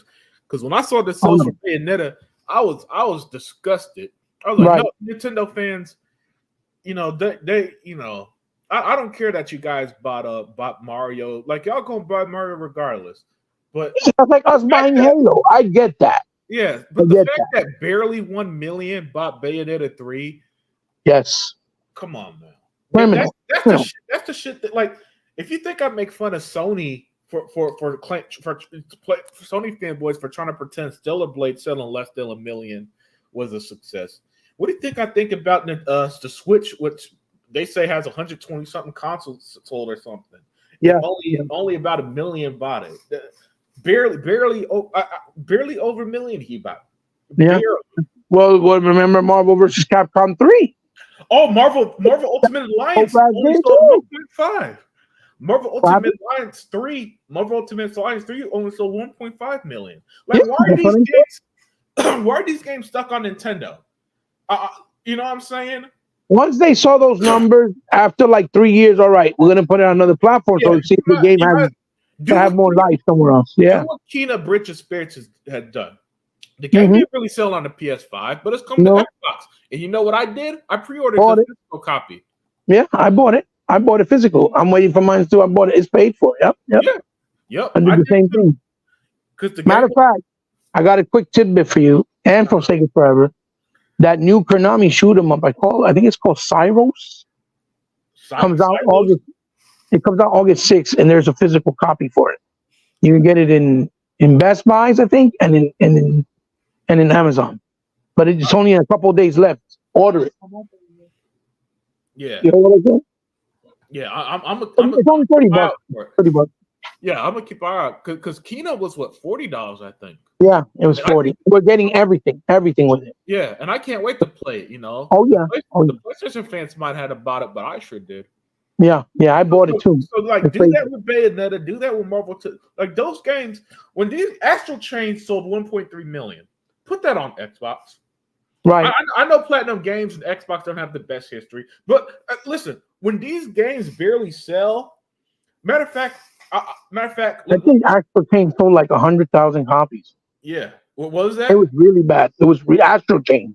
Yeah, I think it only sold like 100,000 copies. It's like really bad, the numbers. Yeah, it is, man. Where? Let me see if I could do. I was like, yo, that can't be, bro. Only that much? Yeah. That's crazy. It really is. Where is it? I think that's it. Are you looking it up? Yeah, I am. Look it up. Sega Forever, if you could hear me, honey. Look at this. Look at these sales, man. Bayonetta 3, 1.07. Bayonetta 2, 1.2. Bayonetta 1, 1.2. Astral Chain, 1.3. Like, just put these games on Xbox at this point. Remember, and again, those are lifetime sales. Yes. That's not initial release sales. Yeah. Because I think the initial release sales, like I said, of Astro Chain was only 100,000. Mm-hmm. Oh. It So, was like this game. The Demon Souls. Remember when not Demon Souls? mm-hmm. No, wait, yeah, it was called Demon Souls. Yeah, The Demon game Souls. before Dark Souls. Yeah, Demon. It Yeah, was it on was Demon PS3. Souls. Remember that? Mm-hmm. When that game came out, it only sold 8,000 copies. That was it. Yeah. Utter and complete failure, right? I know Right. a person very close to me that from the very first time he played that game, he told me he loved the game, right? He loved the series, he loved the gameplay, he loved the game. So I know he's a real Dark Souls style fan. Because that game, I remember him telling me all the time, "Oh man, I really love this game. I know it may not be for you, but I really love it." And I think he was basically talking also about the look of it, the aesthetics. And I said, "Yeah, aesthetically it looks amazing, but I just can't. It don't click with me with the fucking gameplay. I don't like that dying, running, flipping, having have a perfect parry, counter attack in order to hit the character." Losing your stamina for every, or losing your stamina, or having to level up to like level 100 to fight a particular character. Like, I don't like that. For me, that feels tedious and not fun, right? It takes the action away from the whole point that hack and slash and beat 'em ups are so fun is because you're fucking shit up with different weapons on the fly instantaneously the way you want to do it with button combos. That's what I like about it, right? And so that's the difference. Yeah, that's why I love games like Solstice and Bayonetta. Exactly. And again, it's not to knock if people that like Souls, they like Souls, that's fine. Yeah. That's not my issue. That's fine. It's just that all of a sudden everybody wants to be a Souls fan when this has been out since PS3 and nobody cared. And when it was out then, everybody was saying how terrible it was, how it sucked, how the gameplay was no good because it was a hack and slash, but it played like shit. And it was too complex and too annoying. You know what I mean? Yeah. Now, because it's embraced, right, or it's more mainstream because more people play it, even though it's still niche. It's right. Because maybe you know what's weird about those games? It's like people. It seems like people buy them, but then I see the statistics and nobody beats the go. They don't even play them. Yeah. I mean, I bought Sekiro because I really loved the way the character looked, and I wanted to play it real bad, and I got into it a little bit. But when I got to the first big dude boss that had he's on a horse, it's a burnt village, and you got to fight him. But the way to kill him is you got to do like a perfect parry where you block him and then you get on his head and you cut him and kill him real quick. But it was hard, like really annoying, to get it. Right? And I'm older, so my reflex is not the same, obviously. So I was like, dude, how is this fun?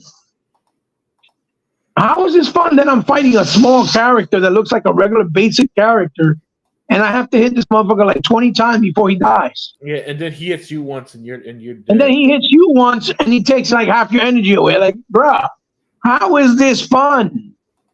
That is not fun to by design make a game so hard by design that is just you die. That's it. No. But again, to each his own. So, that whole idea of, everybody wants to be a soul fan. Like I said, no. That's not much of bull. That's only because it's popular at the moment. And it's still, even though it's popular, still very niche, right? Yeah. But don't sound bullshit that, like you look at the stats of all those games, nobody beats it past the first boss, right? Yeah. And then they try to do some shit, like you said. Remember me and you talked about this before. They try to pull that card. Oh, you just don't understand Souls games, so you can't comprehend the magnificence of what they are, right? I'm like, oh my Christ.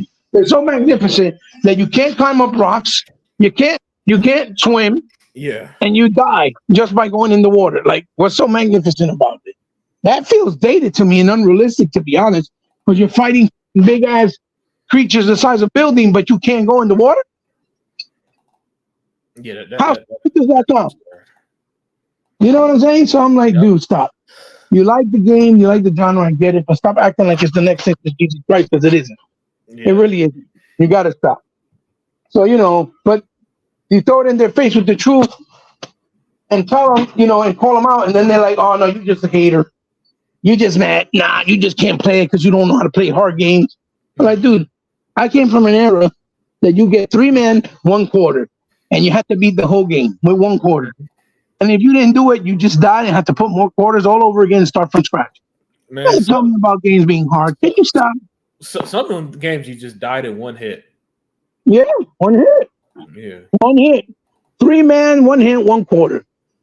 Try passing 23 stages with 3 men and 1 quarter, and you tell me.